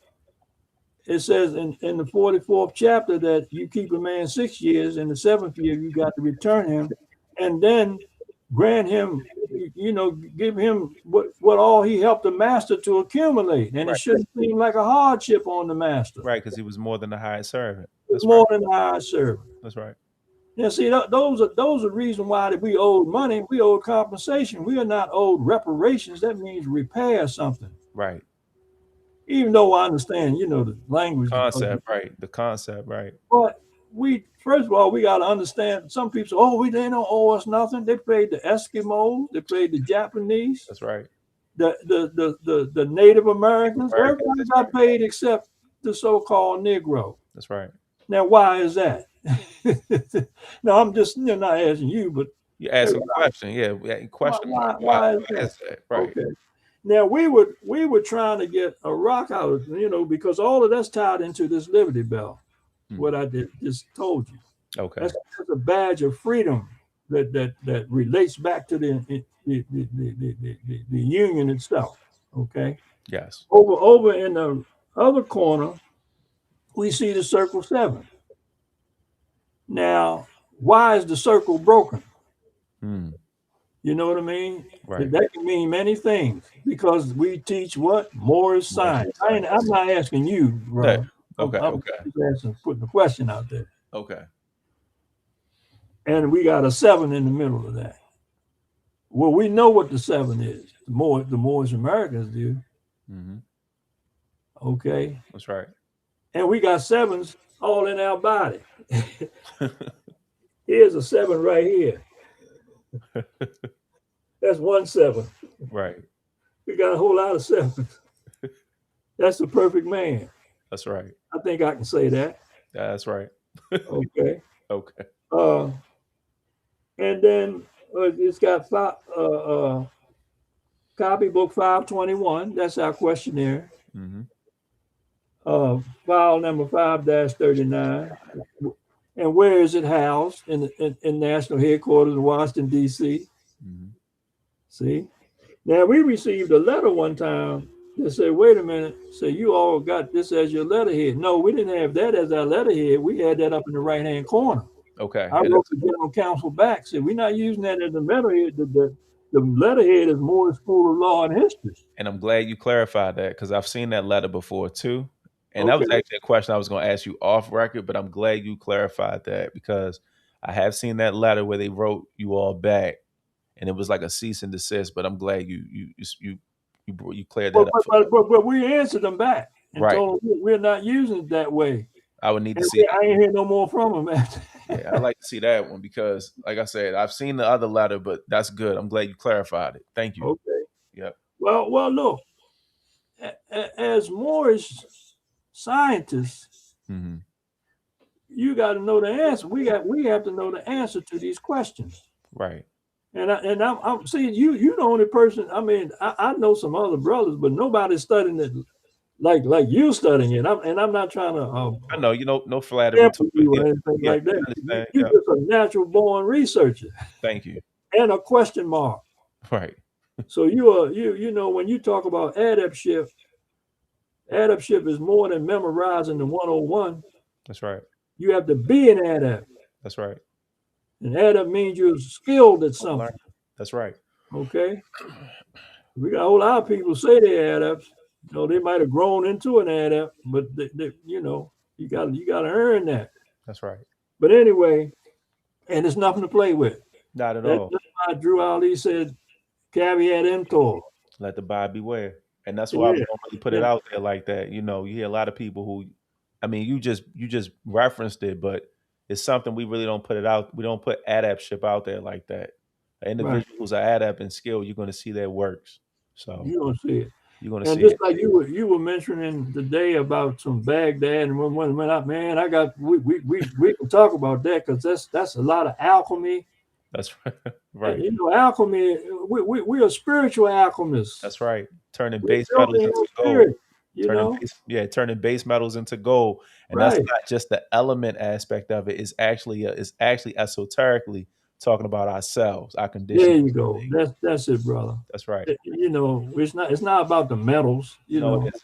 No, it it's isn't. about your character, That's right. your being. And then again, it is though, because our Well, bodies are comprised, and I'm not trying to go there, but we have those specific elements in us as well. So well. I understand that too, but I wasn't gonna go that far. But it's all good. It's all right. Praise the Lord. okay, now, all right, now, um, wait a minute. I'm hitting. All right. I hit the wrong button here. Let me get rid of that real quick on my screen. All I right. don't know. Did that blank you off your screen? No, I can still see everything. I still have the image up and everything. Okay. Yeah. All right, here we go. I gotta stop knocking against this board. I get a little clumsy here, and that's because I'm excited. That's all as well. It says Moorish National Bureau Certificate of Registration. Then under that is the Moorish Bureau National Bureau of Vital Statistics. It's the first document that ever came out to my knowledge. I've never seen any other documents, and I know it wasn't true because when we presented this to Richard Dingle here, he said, "Now you brothers are seeing what I was trying to get to." That's good. And he signed it. He said, "I ain't signing no more after I sign yours. You all can sign the rest of them." That's Wow. what he told him. I'll never That's good. forget it. That's good. So anyway, it says, in accordance with the true policies of Noble Drew Ali and Presidents Abraham Lincoln and Andrew Johnson, this document exists as a certification that the individual below has taken and ascribed an oath, an affirmation of allegiance to the Constitution to the Constitution of the United States of America, including the 13th Amendment with 20 sections. The individual has also proclaimed his true pre-national name, race, nationality, and religion as follows. Okay, so then it says the ancient name, and that's where your eel or bay would go. Yes. Because I'm gonna flip it over so we can see the next page of Sure. one that's already filled out. This one right here. Right. Yeah. Mm-hmm. All right. And in fact, I can read. And this was just a sample copy. I'm going to read the first copy itself, Okay. which is on page 80. All Okay, right. which is the one you just pulled up. All right. The ancient name, it was eel on mine, must be annexed as a suffix to the slave family name of the individual in all public and private records throughout the what states and nations, etc. That was language that you just read. Mm-hmm. That's right. States and nations, right? Parallel. Right. Upon complete implementations of section 16 and 17 of the 13th Amendment 20 section, the individual will receive his full permanent ancestral name through the United States government. ancestral names. So El or Bay are our titles. Titles. That's right. They're not our ancient names. Islam. Now, we got to talk about that some more. I didn't give you all the information when we talked about when we breathed past it yesterday. All right. I got to get back to you on that. Okay. Remind me, please. I will. Yep. Um, now, so this was the first document. It was signed by about myself, Jonah Bay, and R. Dingle E. Grand Sheik. He signed it, and we put the seal that we had um, at that time. We put that on wait a minute. Yeah, we had Moorish School of Law and History Yes. on that, right? Yes. Now, now, once we did that, I'm going to draw our attention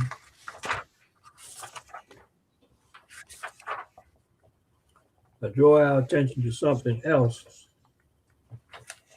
No, let me see. How are we working on time? We're working well on time. We're in an hour and 31 minutes, sir. Okay, all right. What I wanted to show you was a letter that we had gotten from the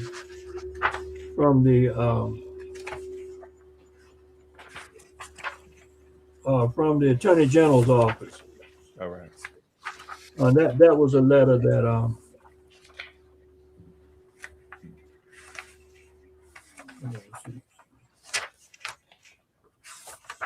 I got some little stickies in here on some of these letters.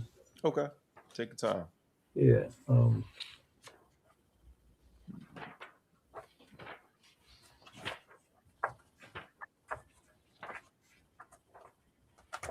But anyway, we had gotten we had an well, here it is right here. Oh boy, What page are you on, if you don't mind? I'm on page 76. All right. And after we took this letter down there, when I say down there, I'm speaking about the Motor Vehicle Administration. We had another meeting with them. So we carried my document down there, right? Yes. And we had a copy of Grand Sheik Richardson Dingle Eels, his license. Where and one of these records here, where his nationality was Moroccan. Yes. And I got a letter and this was in 1972. I didn't realize it's that far back. So we was working on this thing heavy. Man, a lot, man. I tell you, brother, it was like working on another plane. Wow. That's how fast we were moving, because it was like the spirits of the cosmic was infusing us with the energy and the truth of what we needed to get this portion of the work done. And we were being driven. Yes. And anybody could see it because our works speak for themselves. Right. Right. Anyway, he said, "Dear sir, I'm in receipt of a copy of your correspondence to Mr. Barton Benson Jr., Special Assistant Attorney General to the Motor Vehicle Administration, and his response to you. Based on your letter and supporting documents enclosed therein, I have issued instructions to have your license and that of your wife amended to show a racial designation of number 2. If you have any questions, do not hesitate to contact us." Now, what was number 2? Number 2 was white. Right. Back on page 75. Right. See, we were in number 1 at first. Black, colored, American, Negro, not of Spanish origin, Right. Number 2 said white, Caucasian, not of Hispanic origin. All persons having origins in any of the peoples of Europe, North Africa, and Middle East. East. That's right. Where's Morocco? What part of North, North Africa? Africa, Northwestern maximum. That's right. Yeah, so Caucasian just don't mean white folks. No, it doesn't. It's Caucasoid region. Right. Okay. So when we had this done, we had about I would take it that we had close to maybe 50 to 60 people Mm. that we could, not all in one day. But at a process. We carried them Right. down, we got their lesson, they presented our certificate. And the motor vehicle administrator asked me, saying, now we're not gonna have no problems out of this, because he knew the record that some Moors have been trying to do that for a long time. So let me ask you a question before we go further in, right? Because I'm glad you brought this point up. And when we're looking at the certificate, right? Mm, Some people may look at the certificate and ask the question as to, well, we already covered the importance and the why as to why the certificate was issued, right? And then mm, I also asked the question in regards to, because we also use a similar, or we've used in the past, and some still do, a similar certificate that we find in the Great Book of the Resurrection, written by the great okay, Timothy G. Dingley, right? right. Which is the convocation certificate. When people look at these certificates, they may say it may draw the impression in their mind that we're doing something outside of the law, or that we're doing something that is not conducive uh, to, as we stated before, the prophet ain't bring that.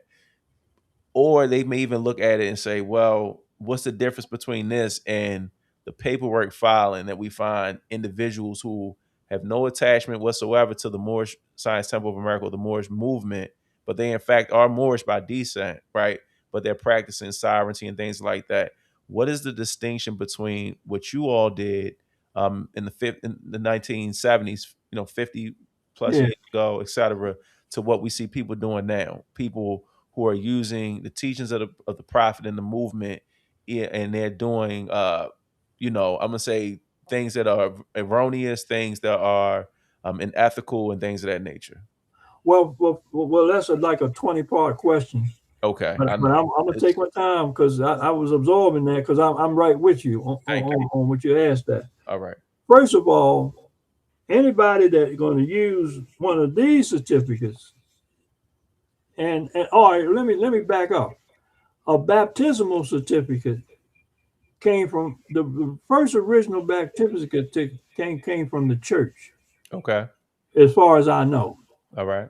Now, when Brother YG came to Baltimore, he was telling me of how that a blank certificate was sent to him, Mm-hmm.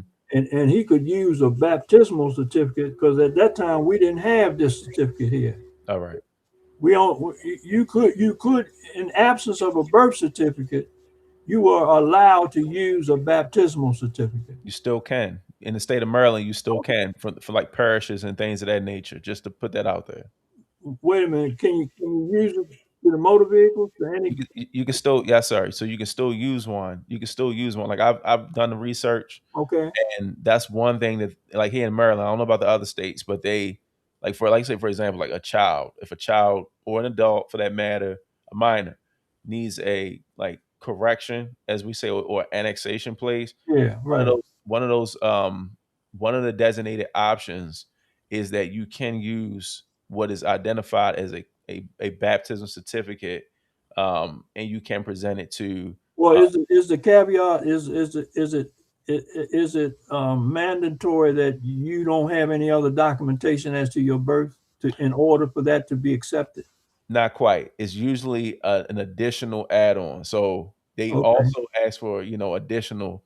Could be a birth certificate, could be something of that nature, as well. But I know in the instance of me utilizing my certificate, all I had to do was provide them my certificate as well as a nationality card, and I okay. was good to go. Yeah. Well, I would say this. First of all, people who would use this certificate Mhm. or the one that you're talking about. Yes. See, this I my personal view on that Okay. is that I know that there are some people who have used the certificates since. Oh, well, let me give you something that happened. Okay. uh, the Grand Governor, R. German Bay, Hmm. had filed some articles of dissolution, which is part of public records, to dissolve the Moorish Science Temple. Right. And he and Brother Lovia was in a battle with that, And with that's some public years. information. Everybody knows about the issue with Dr. R. German Bay Right. and Sheik Lovell. Everybody, yeah. When that was done, before a new decision was made to allow them to function independently Hmm. afterwards, there was nothing that the Moorish Science Temple had on record except different splinter groups. Okay. And that was one reason why we reorganized what the founder had in 1928. Got you.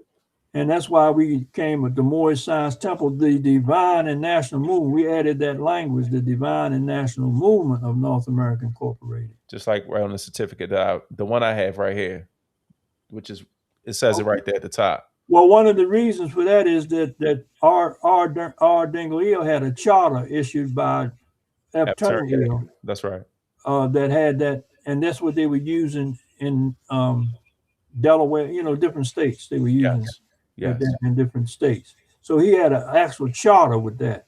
Okay. When he gave the charter to us, then that's when we implemented articles of incorporation, so that the Moors would have something, whether they challenged that or not. We would be registered on Earth. I mean, we would be registered, and all of our edicts and any documents that we issue would be protected.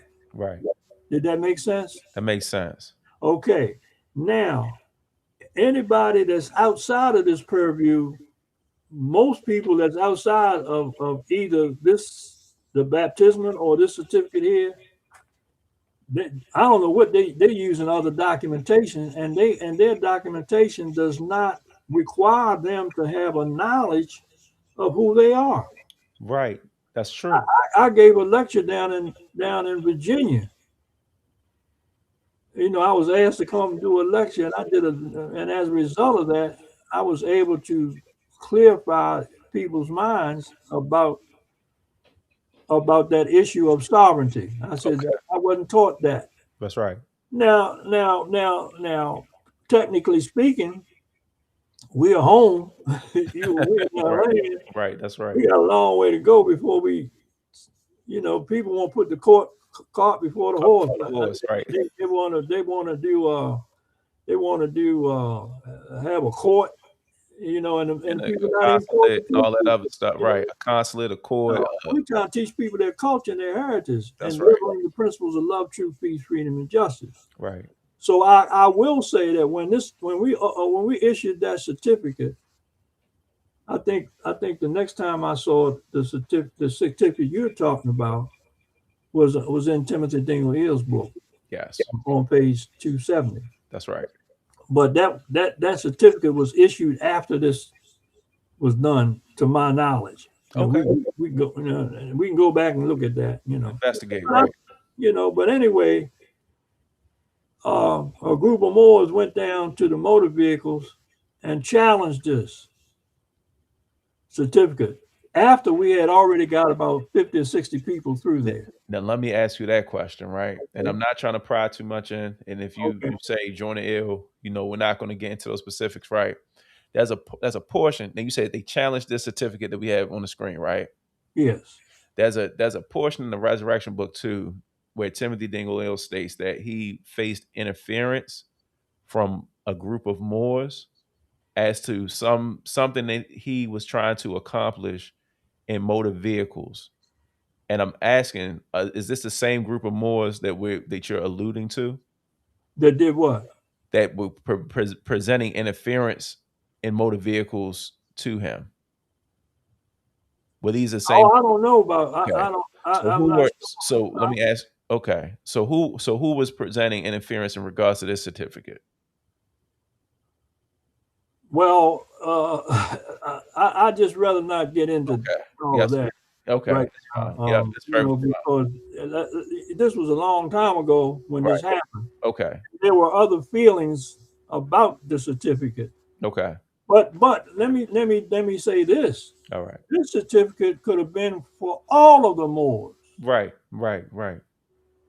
any of them who wanted to use it. Right. They just couldn't see it. They didn't understand what it was all They about. couldn't see it that way because it wasn't theirs. Do you think the same thing could be said for the Moorish School of Law and History? Because I've noticed, again, in my my upbringing in the temple, and not specifically in my temple per se, the Mhm. temple I belong to, because we've had the Moorish School of History and Law, which is a branch of the Moorish School of Law and History, taught by the Grand Sheik Seabreeze Bay. Keeping the teachings that she learned from Grand Sheik Richardson Dingley, yourself, and those who were her predecessors, and giving it to the ones who are much younger, like myself, Sheik Johnson Bay, Yeah. Sheik Ross Bay, etc. Right? Do you think that some individuals give the Moore School of Law and History a bad rap, the original School of Law and History a bad rap, because they didn't quite understand the significance of the School of Law and History and what you all were in, not just trying to accomplish, but some of the things you accomplished and the things you sought out to accomplish in the long run? Okay. Well, let me say this: that during the time that the prophet was on the scene, I'm talking about Prophet Noble Drew Ali, the founder. Yes. Um, he got a lot of opposition from Moors who didn't thoroughly understand what he was talking about. Right. And he put warnings out. So you better lace up your shoes when I come to town and Right. straighten yourself out. And it's like he throw a net out, and when you throw a net out, you're gonna get everything in that net. Right. And sometimes in most large organizations that have become successful, you might have to utilize some people who don't quite understand everything that you're talking about, but you're trying to expand your numbers. And sometimes you make those mistakes by not teaching the persons, or either you're learning more yourself. Right. And so at the time that you made a certain decision, that was right for the time that you lived in. Hmm. Now, when I go back to the Moorish School of Law and History and look at the people that I know were attending the Moorish School of Law and History, and look at the people that were teaching it, Okay. some of the people didn't quite Quite absorb everything. right. Okay. Now Okay, we're going somewhere. Right. they Okay. didn't. And it was within our own ranks. Hmm. When I say my own ranks, I'll um, take your time. Yep. Take your time. Take your call. meaning this, that well, I'll give you an example. Okay. Because this example existed. All right. Okay. When we first challenged the IRS, it was seven of us sheiks, and I think we had, I forgot, we might have had seven sheiks to accomplish us. I know we all had suits on. We had fez, suits, and our briefcases. Hmm. And we went over to the IRS headquarters in Washington, D.C. We had made our minds up that we were not going to pay no more taxes until the question of our citizenship and our and recognition of that was just one of the ways we were going to get a brick out of the wall. Right. That's what Richard Dingley used to say. That was one of our objectives. Hmm. So we went into the IRS that day. I'll never forget it. And they had Secret Service and everybody, and they wanted walkie talkies. And when we walked in there, we told them that we told them that we weren't going to leave there. Said we weren't going to leave there until we spoke to the director. Hmm. So this took quite a bit of time. This took quite a bit of time for the director to come down and meet with us. Okay. Yes. Um, Take your time. yeah. Excuse me. I'm Uh, trying to cut. So anyway, finally they sent a deputy down when they saw we weren't going to leave. hmm. But see, we were no threat then because nobody was carrying any kind of weapons, Right. and the Secret Service was already there. So they didn't see us as being a threat. They just saw us as being different. Different. Asiatics with feathers on. And turbans. Right. Who are they? Hmm. What do they want?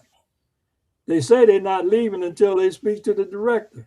Hmm. So they sent one of the key people down to talk to us. He was hot. You know, he had to come down and talk to us. We gave him a list of all our names.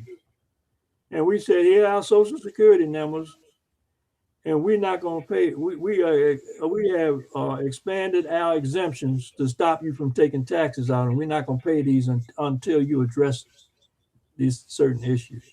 Hmm. So that went on for a while. And so we said, well, let's build up a treasury because one day we're going to get, into a situation where we might, have to go to Legal, court. yeah, legal defense So fund. That's right. let's get a defense fund. Let's get it in. So people that were getting extra money as a result of using this policy, and it became accepted. It looked like it was accepted at first. Okay. We didn't have no problems out of it, and a lot of people didn't want to put their money up. Oh, okay. Okay. A lot of people in the temple. Right. Right. Reaping the benefits, but not really wanting to put. Yeah. Right. Until they heard that they indicted 4 people about a year later. Right. Then you Everybody got. was pay up their dues. Now I said that to say, answering part of your question. Hmm. You know what I mean? Now that was a learning process. Yes. So when we went to court, a lot of people when we went to court, we went. I never forget the day we went to court, brother. We had a march. We had our security men, all our security brothers had had had beautiful uniforms with a fez, had a big patch of scimitar on one side, and the pyramid in yellow on the other side. Hmm. I got a picture of some of that here. Okay. I didn't bring it up here today, but I'm gonna show you a picture of it. Thank you. We had a nice security force. Hmm. And then some of the brothers got dogs. They train their dogs. I mean, not to sick them on people, Right. But but when we would march from the temple all the way down to the courthouse on Lombard Street, oh wow. Okay. I'm and familiar. every stop, our security officers get out and stop the traffic. Hmm. People was amazed see a bunch of Asiatics in turbans and feathers going to the federal courthouse. Hmm. We had the great big flags, brother. Oh wow. When we got down to the courthouse and put the flags outside of the door of the courthouse of the courtroom, the federal marshals came down and told the brothers, "Said you got to move these flags. You can't have these flags here." They said, "We can't move them, sir. We got orders. We Wow. can't move. We can't move the flag." Now we had the United States flag and the Moroccan flag. Hmm. They're not gonna grab either one of those flags because it's international It's international, right? and it's in the United Nations, right? If they first of all they ain't gonna grab their flag and they're No, not gonna grab a flag from another country. that's right. So technically speaking, we have federalized the courtroom. I, I, and look, when we went in the courtroom, there was a judge there by the name of C. Stanley Blair. Okay. He was in school when Jack Leesbay, our attorney, was in the attorney general's office. Hmm. And we went in his chambers. But he kept making the mistake of referring to us as black. So immediately we filed a writ of mandamus Okay. against him. And so before we could go any further, then that writ had to be addressed. And so people said, well, y'all should go and tell them the truth, tell them why we went. No, man, they No, addressing us as Negroes. that's right. Y'all don't understand that. We have people in our ranks that did not understand. Right. Why? Because they had never studied law, the ethics of law. Now you have to use certain procedures of law even when you're dealing with the Moorish concepts. Hmm. You got to do according to the Constitution. Right. You can't be in there. You know what I mean? Talking mumbo And jumbo. so that's what caused us to mature our case to the Richmond Circuit Court of Appeals, Richmond, Virginia. Richmond, Virginia. And we Okay. went there, 3 of us. Right. And they tried to cut Leesbay off.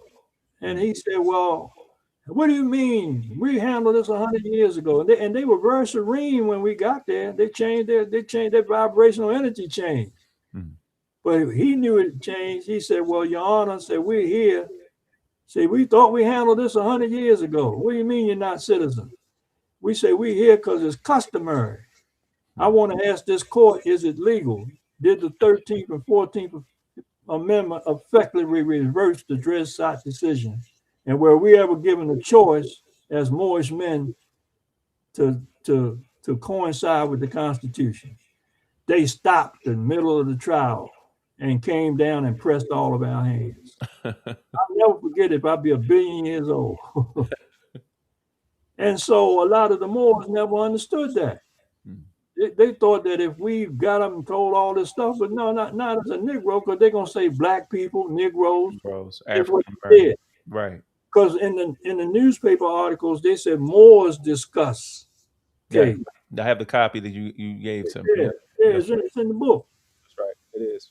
So to answer your question, back to those certificates, right at this point of our, if that certificate, because that certificate, the baptismal certificate, if that works, Hmm. and you all are authorized to do that, I would say this, that when this certificate first came out, this certificate was given to German Bay and Timothy Dingley. So they both had this certificate. This Oh, they certificate. had these certificates. Okay. They saw that it was working. Now all we were saying is, look, if you had given us time, we were gonna come to you and say, look, issue these to your members. Hmm. You can have a branch of the Moorish Bureau right here. Right here. This Right. is for all of us. This ain't just for this little group of Moors I took through there. Right. You know what I mean? Now when the Moors got stopped on the street, the police pulled them over and stopped on the street and look at that racial designation and said, Confusion. let me call this in. Confusion. Right. They call it in, Right. and the people that motivate say, what is on his license? And they tell you what it is. They say, well, that's who he is. That's the person. Wow. That certificate was powerful, brother. Thank you. I mean, a lot of Moors who use that certificate. Martinelli even used it. Oh yeah, he's mentioned it Martinelli, before. Well, when I first came in, when I yeah, first came. he knows. Mhm. He was one of those that we took through that first batch. That went through there. Yeah. So that was a very powerful thing. So, like I said, on the other side of it, it's the same thing we just went through, Right. but this was the actual one that we first issued out, Thank you.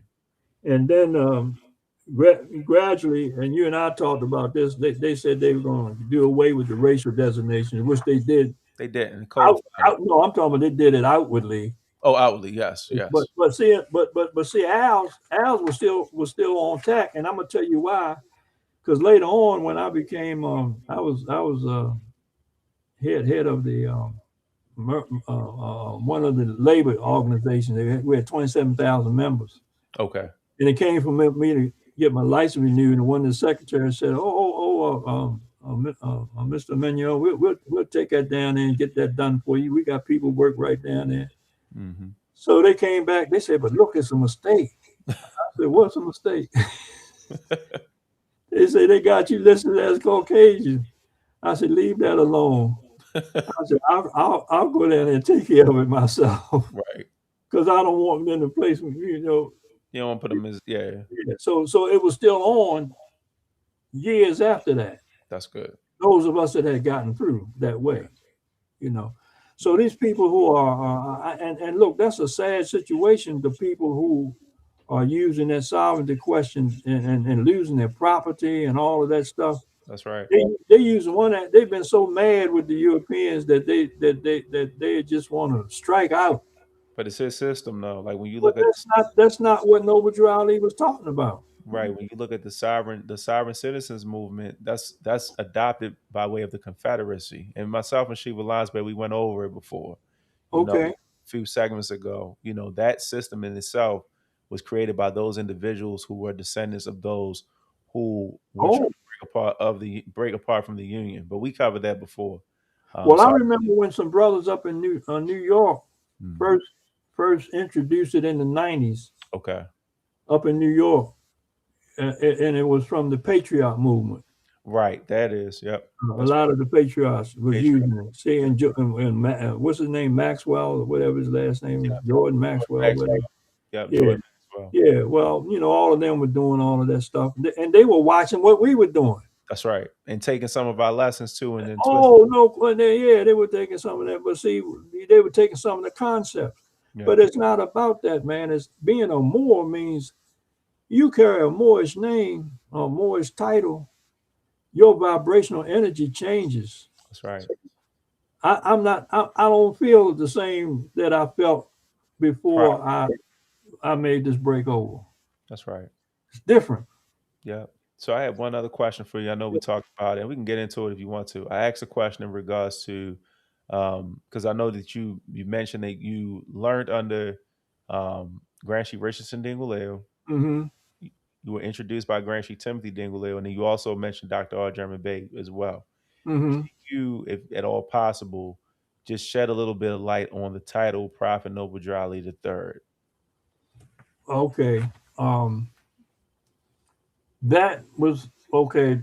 There was a time when at the Moorish School of Law and History where we started doing some research into that, Okay. and it was our understanding at that time Okay.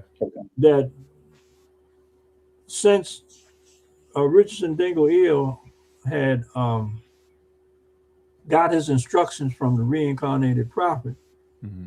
to carry out certain work, and then when we got to Washington D.C. and found his records there, and that record you just read about the Moorish Bureau of Vital Statistics and all of that stuff you just read, Yes. we said, and then he had his work, his selective service thing, his document changed to have Moroccan on there. Yes. We figured that he was operating in the same spirit of the reincarnated prophet. So we're talking about reincarnation in the spirit of truth, ultimately, like that same Spiritual, yeah. spiritual. But as I have learned, Mhm. and I continue my studies, with other organizations Yes, sir. I belong to, and there's no secret, I've studied a lot with the ancient mystical order of the Rosicrucians. I put Right. that You in the mentioned back that. of my paper, and I have learned so much from that, and I have become me, my thoughts Hmm. have become that Noble Drew Ali was exposed to all of that. Praise the Lord. Okay, because Yes. certain language that he used, like adeptship, and Hmm. but certain language that he used, he had to be having exposure, but he probably had a different mission and couldn't use some of the edicts Mm. over there. Yes. He knew that he had to save our people. Right. So some people are put on earth, they know each other and they interact with other organizations, but and then see in the early 1600s, Europe was in total darkness. Right. And the Rosicrucians had an underground, I'm not here to talk about them Yeah. really, but But they you're just giving some context. Some context. record. Right. You give them They had an context. underground college, and they taught some of the most beautiful things that enhanced everything. Sheik, you still there? Yeah, I'm here. Can you hear me? I can hear you now. You just went out, but you're back. Go ahead. Okay. Yeah. Yeah, they enhanced everything I know. I couldn't find anything contradictory Okay. in that order, but that order has helped me, and I'm of the mindset that Drew Ali was exposed to it. To what degree, I don't know. Right. You know what I mean? And I ain't trying to put that. I'm not trying to get in no argument with the Moors, but anything that's truth and helps you to grow Right. and expand. When you look at his documentation, he'll tell you there's another road, a high road. Mm-hmm. Everybody ain't on that road. You Right. know, that don't mean you higher in understanding than anybody else. That means you are charged to do a mission, to Islam. help enhance the work of the founder. Mhm. And that's what I try to do. I ain't trying to be Noble Drew Ali the third or the fourth, or no, I'm all right where I'm at. Thank you for clarifying that. Oh no, I have no desire to Okay. do that. Yes, sir. None whatsoever. Islam. And I just an almost servant of humanity, and the Creator blessed me to be in a leadership position in a lot of the period of the second period of my life after I got 30s, 35, 32, 35, 30s, in the 30s. I saw my life started changing. I became a different person. And I was thrust into a early leadership position, especially in the Moorish movement. You mentioned that. I remember you But mentioning that. but Right. but I was fixed for it. When I say fixed for it, I wasn't better than nobody else. I just people gravitated, so I had to have something to share, Right. not dominate, Right. share. You Right. know, That's right. That's the point right there. Yep. yeah, Sharing your portion. right. That's right. So, Yeah, I appreciate. I wanted to put that out there because it's a lot of but did I clarify it for you? you clarified it greatly, and I know Mhm. you speaking in a certain science, and I caught on to what you were saying. Right, I think people they look at in the prophet, right? Prophet often says, and even the reincarnated prophet, he says, don't get caught up in the form. And I yeah, think at times people get so caught up in the form that they lose hindsight of what is actually being put down, what lessons are not only because Moors often say, "Oh, demonstrate, demonstrate." The demonstration is actually the application of what it is that you're learning and the work that comes along with it. That's the demonstration. The right, demonstration isn't this. This is just right, lip service. The right, demonstration is the work, on yourself as well as yeah, the work, like as you mentioned earlier, those who are around you, right? Some are going to catch on. Some may not. Some may catch a little bit. Some might not catch any at right, all. Right? It's the same thing with that net you talked about, that proverbial net. You throw right, that out there, and you're going to get everybody in there. You know, right, and depending on what it is that you taught, when you were the chairman of the temple, as well as Grand Sheik in your own respect and own right, those individuals, whether it be at that time or even in this current time, with my generation, um, those who were around and those who have been instrumental and continue to be instrumental in the Moorish movement, the Moorish paradigm, they were able to hold on to that piece or that part that resonated with them, and it's what's keeping it alive and keep right. it moving. So I want to thank you all. Thank you. And for certain people, certain people are at certain stages of development on the planet, and they can only absorb a certain much, and they need what everybody's giving them. You That's know right. what I mean? And they will gravitate to. I mean, look how long this book was published in 2008, All right. and now it's 2026. Let's say this, right? In 2008, I was a freshman at Norfolk State University. My friend, one of my friends I grew up with in Emerson Village, 'cause I'm from Emerson Village originally, right? He kept he kept expressing to me when I was like 17, 16, 17. He was like, "No, you're not black. You're a Moor. You're a Moorish American." I'm looking at the fezzes, and I tell a story often. I'm looking at the fezzes in the picture that he's in. Now he's young. He's a few years older than me, and I'm thinking about the brothers in Chicago, like Jeff Ford, etc. Because at this time, the History Channel was showing all the stuff that those brothers were doing in the '70s. I'm like, look, man, not getting caught up in that. I'm going to college. I'm getting out of here. I see Yeah, those Britos. So from that point on, and I don't want to belabor the point, I had a loctician. You might know the sister. Sister's well known in Baltimore. Her name is Sister Shakura Ill. She was my loctician. And when I had locks, and she would do my locks, and she taught me, she said, "This is how we stand. We stand like this." And she put the 101s in my hand, or as we know, the Moorish Quran question there, and I'm automatically like I dropped it because I was like in my mind European psychology. I'm thinking to myself like, how is this man a prophet? How does that have to do with me? Here we go again with these yeah, people. So it took me a while. It took me about 3 years. I united. I started visiting the temple when I was 23, going to 24. I united when I was 25, right? And from that point, from that time when I was like 20 to 24, I found myself in a cycle, in that proverbial hamster wheel. Prophet says that heaven and hell are conditions that we make, right? And yeah, I was in a hellish condition. Had all the education, as you mentioned earlier, went to undergrad, later on got my yeah, master's, etc., whatever the case may be, right? But still didn't know who I was. Mm. And I remember seeing the temple, Milton and Chase, where I'm at now, seeing all the brothers and sisters outside. I think it was during a convention when we used to have it here in Baltimore. And I told my wife, that's my fiance, she was my fiance at that time. I said, I gotta find that temple that's located in your aunt's neighborhood because she used to live on Luzerne Street. Mm-hmm. My son, he was an infant. He was like just born.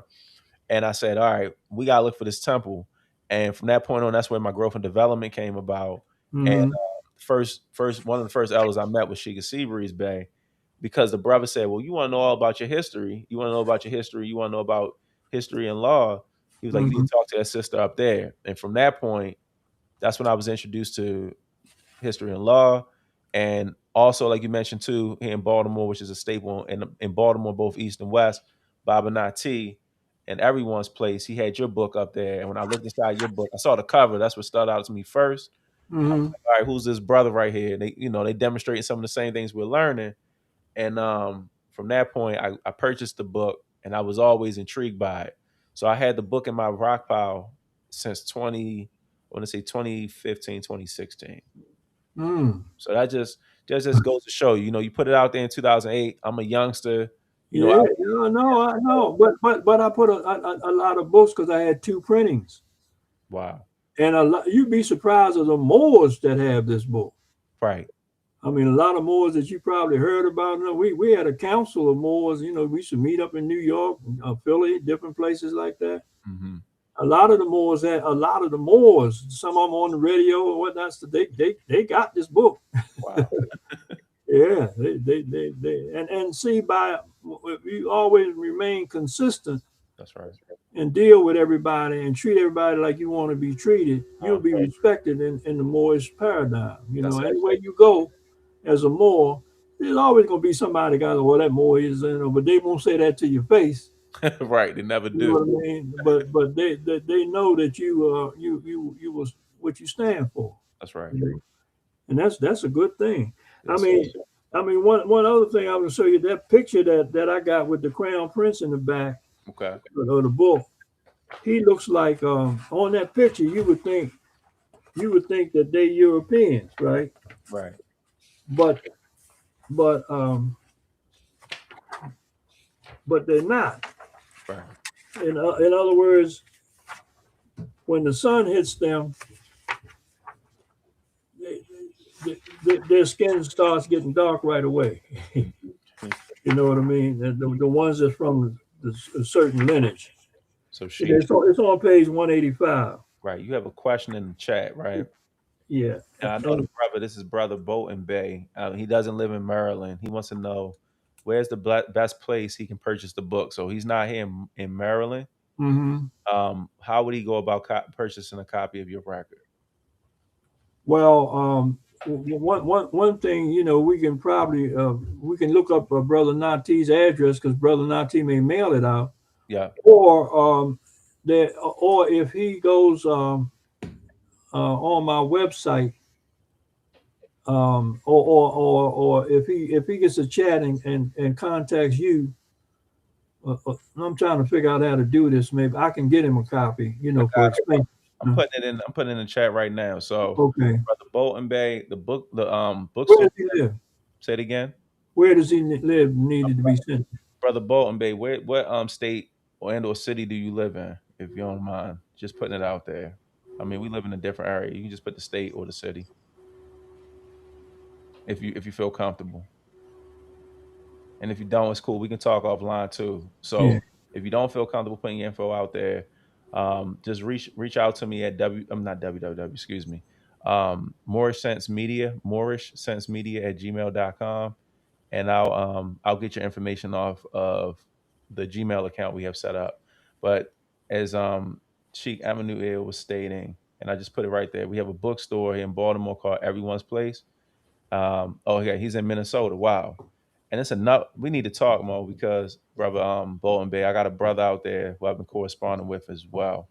So when you get a chance, send me your contact information at that Gmail account because the brother out there that I've been corresponding with in Minnesota, he's trying to getting around a few Yeah, more. I knew a couple of brothers from Minnesota myself. I met a couple of them. I used to be in constant contact with. Yeah, I have one out there I now. haven't talked to them in a while. Yeah. But the bookstore is everyone's place, and Yeah. the brother who owns it and runs it is the brother by the name of Baba Nati. I actually went there last week, and we can reach out to him to see if it's any way possible that he can get the record to you from the bookstore, because he also has a printing press as well. And if all that other fails, if you get his information for the for the expense of the book, I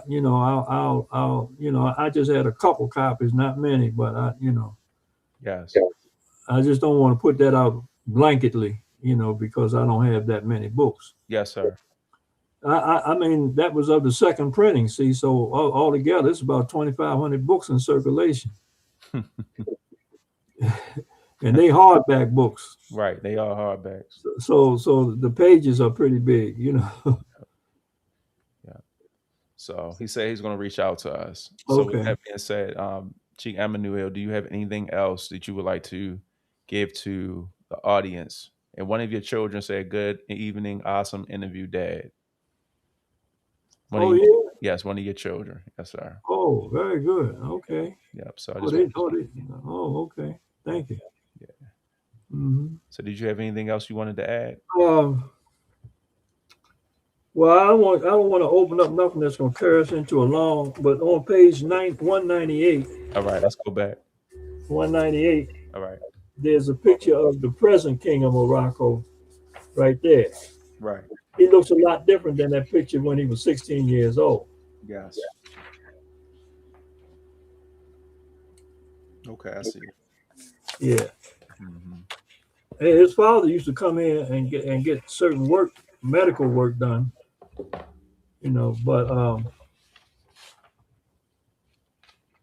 but anyway, I think that's enough information for where we were today.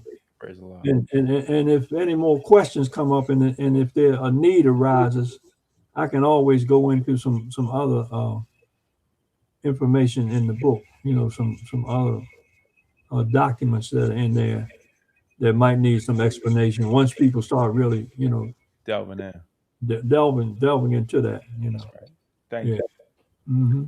Right. So again, I want to thank the Grand Sheik Emmanuel for coming on to the Moorish Sense channel for the second time. Maybe even do a third segment just so we can get into a little bit more. If your schedule permits, I know that you're very busy. I know you're very family oriented, et cetera, just like myself, right? Um, so we're going to conclude again. If you're just watching the playback, if you watch the playback, please, put your questions out there. If you have questions in regards to receiving a copy of the record, the Negro, Black, and the Moor, the author of the book, Grand Sheik Rommani Amenu, you can reach him out, reach me out to me, or reach out to Right. the Sheik likewise, and we'll help you out. Just putting a few announcements out there on Thursday on the Moorish Sense channel. We're going to also have teacher, as well as he's also known as Grand Sheik Eric Munjinbay. He's going to be presenting his record, Oh, which is okay. Ethical Science. Yep, student of Brother H, who we mentioned before. He's going to be on Thursday to present his most recent literary work, Astro Science 2. So this is the author series by way of the Moorish Sense channel, and we're just giving honors to our authors, our Moorish authors, those who again have been on my radar, and likewise those who I correspond with, and those whose works have helped me along the way. So, Sheikh Emmanuel, we are concluding. Would you mind Okay. leading us off with the Moorish American prayer? Right. Okay. Thank you. Islam, Islam. Allah, the Father of the universe, Father of love, truth, peace, freedom, and justice. Allah is my protector, my guide, and my salvation by night and by day. Through his holy prophet, through Ali. Amen. Amen. Thank you for tuning in, everyone. Peace and love.